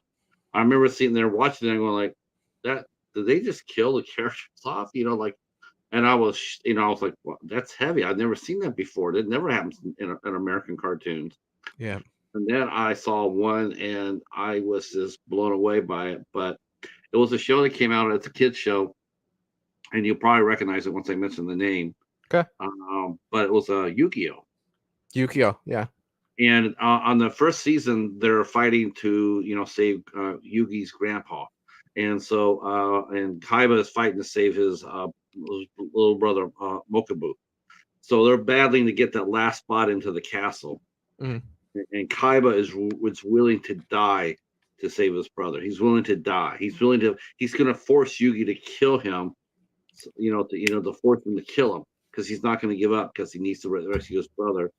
and I remember that, and the the character Yugimoto, they had the pharaoh, when the pharaoh would take over him, and then he battle on his behalf, and so it came up where the little boy had his limitations, like I'm not going to hurt Kaiba, even though Kaiba's been mean to me, but the pharaoh, oh, he's one of the push him right off the castle, and the way that played out, I got to tell you, man, I lost it. I had me in tears watching that Yeah, for animated cartoon. What about sad movies? What movies has actually surprised you? Or do you feel like you're in an emotional movie watcher? I mean, definitely. do you let movies just wash over you and bring up the emotions, or because a lot of people like to sit there and watch it, but they don't necessarily connect with it on an emotional or spiritual level. Um, what are some of the movies that you would recommend if someone wanted to? What are five movies that would best describe you? I mean, like, do you want to Ooh, know who Michael is? These ooh. five movies would be the five that I could show you. That's a big ask, man. That's a big ask. 5 movies to define myself? Good Mm, God. I mean, you would have to throw something from every genre in there. You know what I mean? Like you would have to throw in comedy. Give me Leslie Chow from Comedy and The Hangover. Like that's a big ask. To get back to your first question, let me start there. Do I let things you got to lock me in with the story. You know what I mean? You have to lock me in. And if you can lock me in, then yes. There are a few movies that have brought me to tears. You know what I mean? There are. Some people will laugh at some of them, but the first one that I remember that really got me, and most of you guys might laugh at this, but I was very invested. I was very invested at the time that it came out was the movie Armageddon. The movie Armageddon. Literally, I had a freaking tear come down my eye and was like, "You've got to be kidding me right now." I absolutely love the movie Pearl Harbor. I absolutely love it. Not only do I love that movie, I don't know if it's because I was there when they were filming it. I was in Hawaii when they were filming it, and we went to the premiere. Uh, but I absolutely love that movie. Like that's one of those movies. It's just like heartbreak for me, but I absolutely adore it. I mean, especially at my age now, I'm finding myself getting more emotionally attached to where when I was younger that I didn't. It's just like, other people are crying. I'm like, haha, that's funny. You're crying. You know what I mean? And that's where my Leslie Chow personality comes in from The Hangover. But it's just like, yes, there are movies that will freaking get you. You know what I mean? Yeah, yeah. definitely, man. Like 100%. There are definitely movies out there that have definitely got me to where it's like, oh my God, am I about to freaking cry again watching this movie? Oh, yeah, yeah. Uh, Nothing wrong with Armageddon. I mean, no, that's Michael Bay. I mean, he could, that guy. He's a master. I mean, yeah, you watch him, and you watch The Rock. I mean, Con Air. I mean, yeah. Ambulance. I mean, I can't say Transformers because, for the love of God, I can't follow. I can't watch Transformers. I have No. no idea what I'm watching. I literally don't. I don't know if it's because I'm nearsighted, I have stigmatism in my eye, but I can't tell one robot from another. I Well, seriously cannot. they were so distinct when we were kids watching the cartoon. Yes. It was just like, but I will tell you this, I will give them this. Bumblebee was amazing. I absolutely loved Bumblebee, that Transformers movie that they made. It started off and you had the old school look of when we were kids, what the Transformers look like. You had what's his name? Peter, is it Cushing? Is it Peter? What's his name that did Peter. Let's see. It was Frank Welker and Peter Peter Cullen. Cullen? Peter Yes. Cullen. Peter Cullen, who came back as Prime, and you're just like, "Holy shit, that's really Prime." You know what I mean? Bumblebee, yeah. For the rest of them, it's just like, give me big explosions, and that's your Michael Bay movie right there. For those. But talking about movies that define me, like those are the things. Like I got to throw The Hangover in that because of Leslie Chow. That's personality wise, comedy, dude. I can always see comedy in movies or just in life. You know what I mean? I can always see the humor in a lot of things. Gotta go with the OG Halloween, 1978. That's got to be in there somewhere for me. Looking back, it's something like, oh my god, man. This is a really tough question. You know, it took me probably about 6 months to figure out my favorite movie of all time. And it really was something I was battling with to do that. Wow, Um, that is tough too. yeah, dude, Well, that's like the question of all questions. If you really want to be an ass to somebody, ask somebody that loves movies who hasn't really thought about it, what's your favorite movie? And you can't leave here until you tell me. It's like the amount of things that go through your head. It's like, do I you know, consider this? Do I it, consider that? Do it, I consider it, this? it's It, funny. It's funny. It used to be automatically when people asked me my favorite movie was automatically was always Superman 78. that's my favorite movie of all time. Is it really? 100% my favorite movie of all time is Superman 1978. Yeah. Yes. Wow. That scene where he turns back time, when he's yelling, where he cries out with Lois. Yeah. Man, oh man, that scene, it was like, I singularly for that one singularly moment, Yeah. that's like the most purest movie moment ever, where he sits there and he just feel him, and then he just cuts loose with that scream. Jesus Christ! When I watch that movie now Yeah. today, here it is, almost what, over 40 years, 46 years. That still sends shivers down my spine. It was, There's yeah, that was a. But if I had to go today, and they say, "Well, what's your favorite movie today?" Well, some people in the chat will already know. Already, I will have to sit there and say a Dark Song. okay. That movie that's just my movie. And what are the parameters of favorite movie today? Like how what do you give the because my favorite movie of all time is Superman 1978. The scene you were talking about, very impactful. For me, Yeah, it's always been the dialogue. There's been two scenes in Superman 1978 that have stuck with me. The dialogue scene between Superman and Lois on top of her apartment, yeah, where they're the back. If you want a lesson in dialogue and you're making a film, watch that scene. The acting in that scene is absolutely amazing, from looks with their eyes to just what they're saying. It's phenomenal. It's almost like Jaws, you know, when he's talking about the Indianapolis. That's another one that I'll bring up when great dialogue and storytelling. That, exactly. and then, you know, of course, the famous "You've Got Me, Who's Got You." That Yeah, to me is just, oh my god, like it's just, that to me, that movie made me go wearing a Superman cape everywhere until I was like 7 or 8 years old. I wore a Superman cape everywhere, and I was mad that my hair was blonde as a kid and not black, because I wanted to be Superman because of that movie. I've watched that movie more than any other movie ever, just because when I was a kid, it was just Superman. You know, that's all there was. Superman and Superman 2. Those were the 2 movies that I watched more than anything else. And I I, I, absolutely loved Star Wars. Don't get me wrong, but it always came back to Superman. yeah, it was always Superman for me too. I love Superman too, but you could definitely see, even back then when I was watching it, you could definitely see they were on a set, Yeah, and well, as a and kid though, you got to see him test his strength against someone else equal.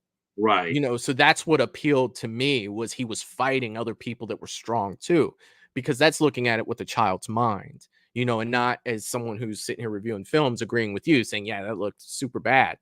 But at the time, as a kid, it's like, now I get to see Superman throw some punches to yeah, where, he finally gets to cut loose. yeah, for whereas, you know, That's what I that's 78 was what different. that's what I really love about the DC animated universe. Mhm. Man, I mean, they get those are, as far as I know, a lot of people love the MCU, and I like the MCU too. But hands down, if I had a chance to watch the MCU or the DCAU, Yeah, I'm watching the DC. Those movies there, they're cartoons. They're yeah, animated cartoons, but they have more emotional impact yeah. watching those than I do watching live action Marvel. Yeah, I look at I Flashpoint. just That was can't. great animation. Oh, Flashpoint was awesome. Yeah, That point. I mean, that's just let me check the chat real quick, real quick, real quick. yeah, I won't keep you too much longer, sir. yeah. Let's see. I have a special box set of the original Superman movies from Wayne. That's amazing.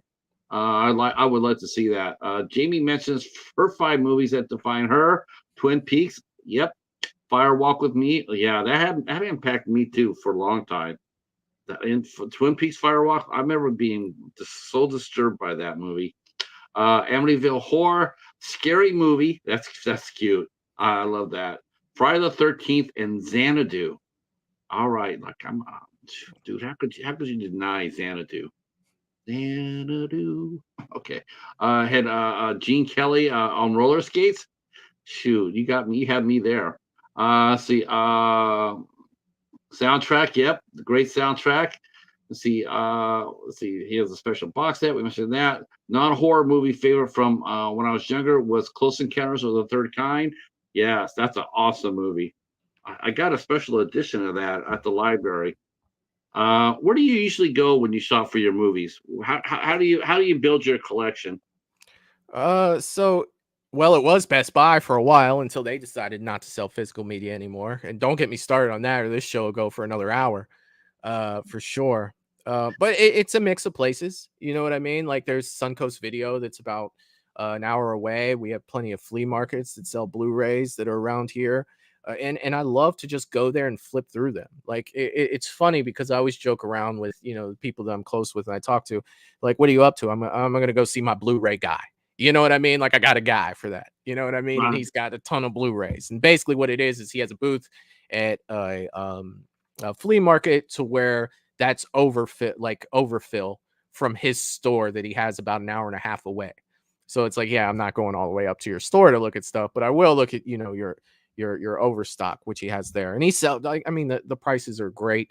I love physical media as opposed to owning something digitally.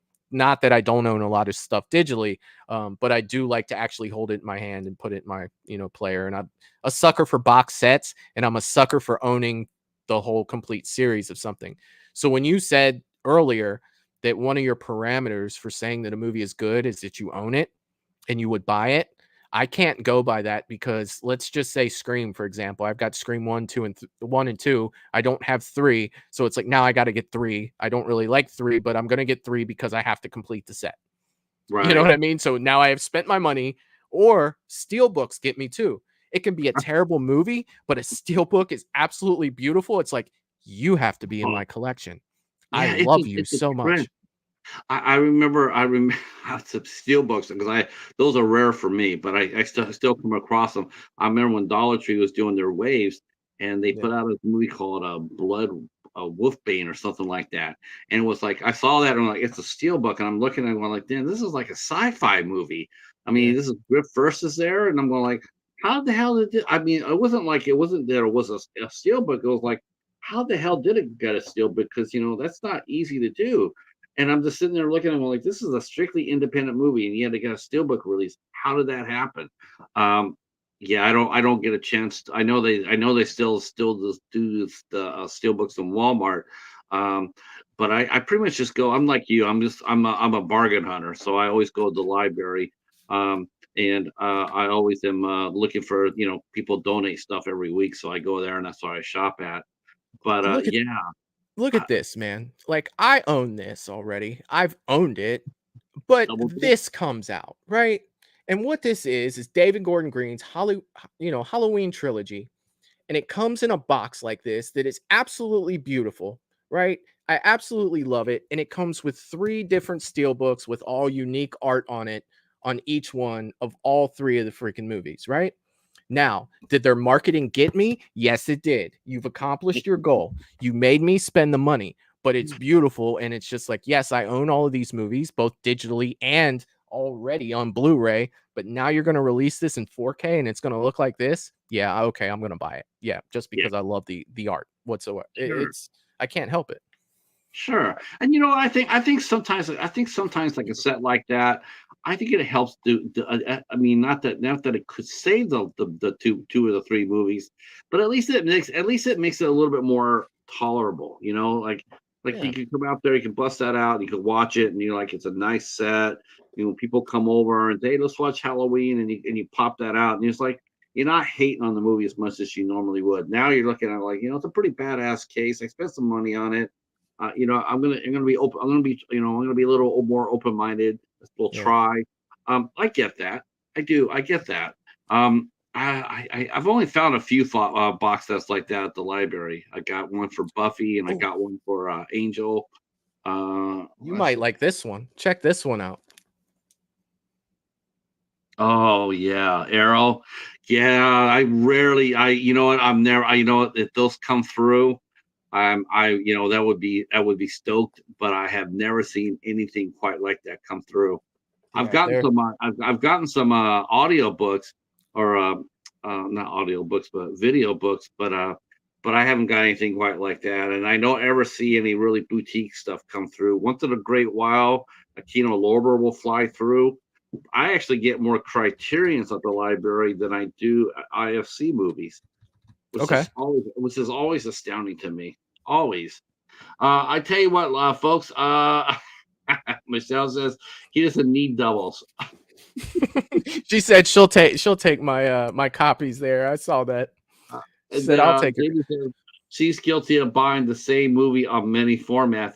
I think that really that's the case. Yeah. You know, let's see. Russell says Buffy the Vampire Slayer is one of my favorite TV series. Yeah, mine too. I picked it up. I picked up the set at the library. I also got the complete set of Friends. Oh, Oh my nice. God, I couldn't believe that. That was a beautiful set. And I got that for $10. I was like blown away. But my wife loved the show. She loved Friends, and so she would always tell me about it, and I never watched it with her. Sorry, but not sorry for all you haters out there. Sorry, Uh, but not sorry. Supernatural, the complete box collection. Yeah, nice, I had nice. to. Nah, you know, you know, though. Yeah, I mean, when you can get a set like that at once, that's great. Yeah, That's important too. So you must have a universal player. I do. You know, it's just a hunt. I Yeah, love finding the hunt, and you know, like I see people go to do the boutique sales, and yeah. they're spending the Navy SEALs came out, I guess, on Vinegar Syndrome a couple of sales ago, and Okay. they're selling it for $45. $45. Wow. I picked up a DVD copy of it that week for a quarter. Right. Like I was about to say, like $2. Yeah, I got it for a quarter. I was just like, yeah. Yeah, you know, like I said, I'm not sure how much you've ever seen on my channel, but if you go to my library halls, Yeah. yeah, you'll have a lot of fun there because I so pay so little for what I get, but I always get something. Hell I yeah, always get man. something. All right, folks. In case Real, we kept our real, gentleman, go ahead. real quick. When you were talking about things that made me cry, I was Sure. sitting here trying to think about what was the last thing that made me freaking cry, like actual ball tears. It was a trailer, okay, and it was the Superman, the Christopher Reeves Yeah, story. I'm waiting for that. Literally, I had freaking tears coming down my eyes Yeah. watching the trailer.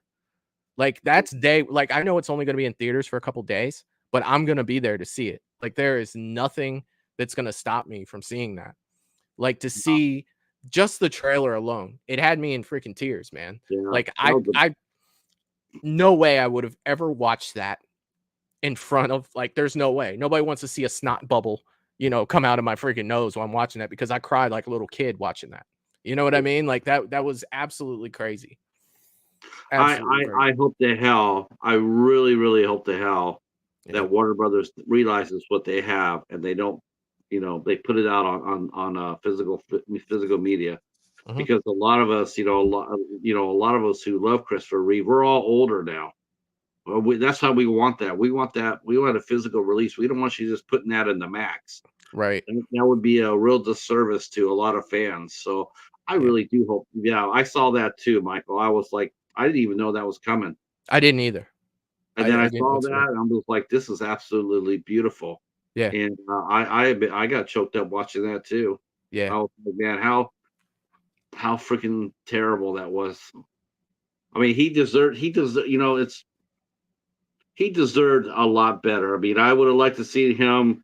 I would have loved to seen him have a chance to come back. And I was going to sound sort of funny, but I'm dead serious. Yeah. I really wish he could have been, you know, if he was around.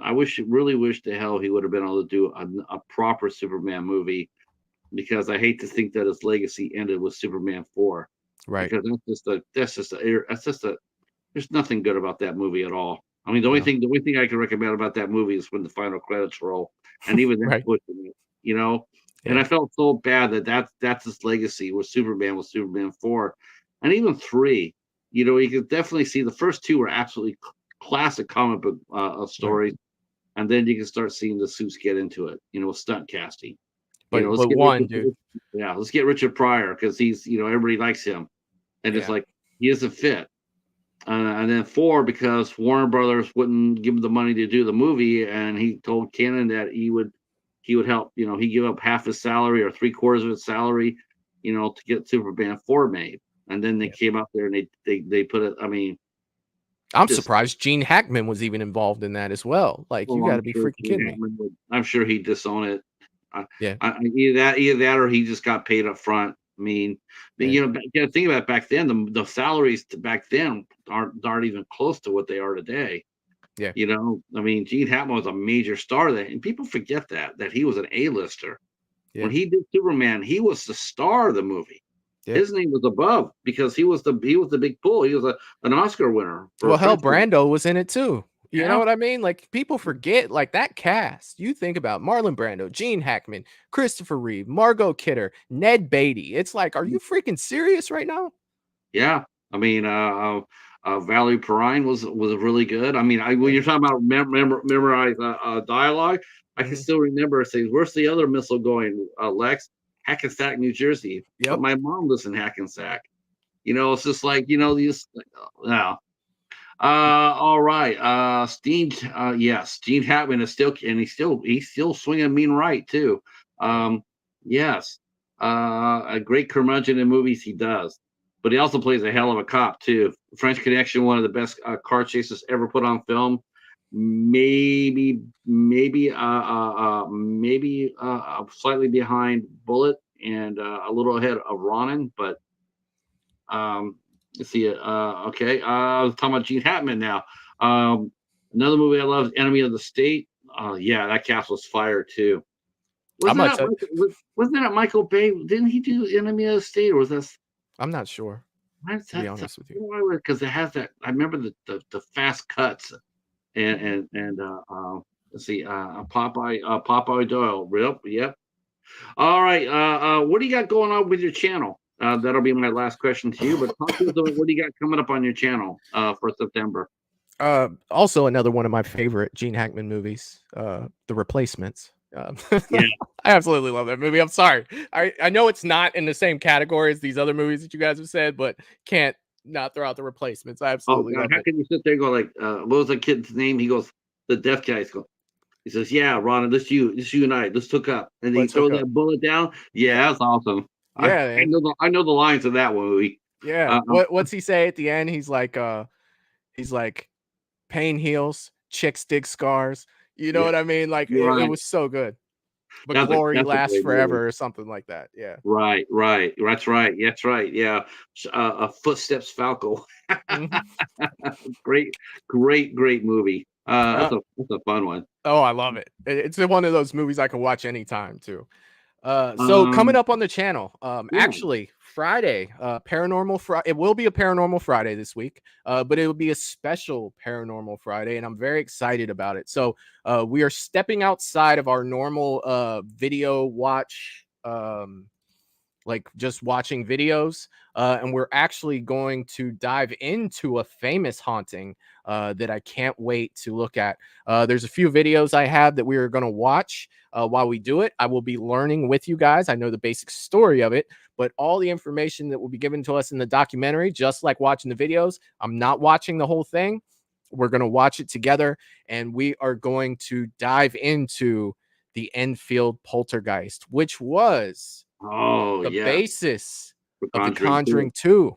Conjuring 2. Yes. So we are going to check out the Enfield Poltergeist. We're going to do that, and I'm going to rotate some of these famous hauntings in with Paranormal Fridays.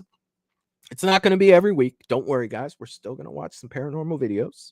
That is the basis, but I do think that we should learn more about the famous hauntings. Like there's Amityville, there's a Parent Family, all the real stories. Like we've seen the movies, but let's dive into what really happened and what did they see in these. They said, hey, we have to make a movie about this. So I can't wait to get into that. I'm very excited about this one. And I'm excited to hang out with all of you guys Friday and talk about it. Sundays, I'll be with Mad Matt for a Sunday horror hangout. We should have a subject matter for that show here coming up soon, and I will post that up. You will see the thumbnail up probably after this show for the Enfield Poltergeist. I was going to wait until after the show to post the thumbnail, but it is all set and it is good to go and it is ready to be shared. So you guys will see that. And then do I have something next Wednesday? I feel like I have something next Wednesday, but I can't remember what it is right now. So I will go ahead and end it on that one. But those are the next two shows coming up, and I hope to see all you guys there hanging out with me for these. And for us, we will be back next week, and here's what's going on for us. So on the 10th, we have a double header. That's right. So the first one I'm flying over to Europe. I'm going to Sweden for the first time. That's right. We will be going to Sweden for the first time as we talk to filmmaker Gustav Ljungdahl will be our guest, and he is a Swedish filmmaker, and I'm excited about that because Sweden has a tremendous history in the movies, tremendous history. So being able to talk to a filmmaker from Sweden is very exciting for me. And then we'll bounce back at our regular time at 8 o'clock. We'll talk to another young filmmaker who just completed his first short film, and that will be a Ryder Hartman, and he'll be here at 8 o'clock. On the 11th, September 11th, we'll be talking to Mika and Kira from Double Feature Podcast. They will be our guests next Wednesday on the 8 o'clock. And then on the 22nd, our good friend, I'm not sure if she's still here or not, but our good friend Betty J. Gathers will be our guest on Thursday. And Betty is starting her own interview show on her channel. So we'll be talking about the art of doing interviews on the tube. And two other shows I want to talk real quick about. On the 15th, Sunday the 15th of September, the Midnight Society is returning. That's right, the Midnight Society is returning. It's the Cat and the Nat as they come back and they talk about our couple of Horde Titans, Fast Times at Ridgemont High and American Pie. We're going to be talking about what makes them so great. So that'll be on the 15th. And then on the 28th, we will be having actress Bai Ling will be on our show, along with Spider Dobrowski and Alexius Knapp, as we talk about his Spider's new film, Down Below. And that will be a lot of fun. This month is going to be very, very busy for the both of us. And I want to thank you so much for coming out and hanging out with us today, Michael. I really do appreciate it. I do hope you'll come back. Anytime. And I want to thank the chat for thank you so much for coming out and supporting the show and hanging out for the whole show. I really do appreciate it. I wouldn't be here without you guys. If several of you, if you're new to the channel, we do this Tuesday, Wednesdays, and Thursdays normally. We do interviews Tuesday, Wednesdays, and Thursdays at 8 o'clock Eastern time. So if there's nobody on that you generally follow, come over and hang out with us. We'll be glad to have you. All right, Michael, stay right where you're at. And to everybody else, thank you for coming. And we will see you next Tuesday at 2 o'clock with Gustav Ljungdahl. I think I'm probably killing that name. All right, everybody, have a great night, and we'll talk to you soon. Thank you, Val, for the tip, too. You were right. Peace.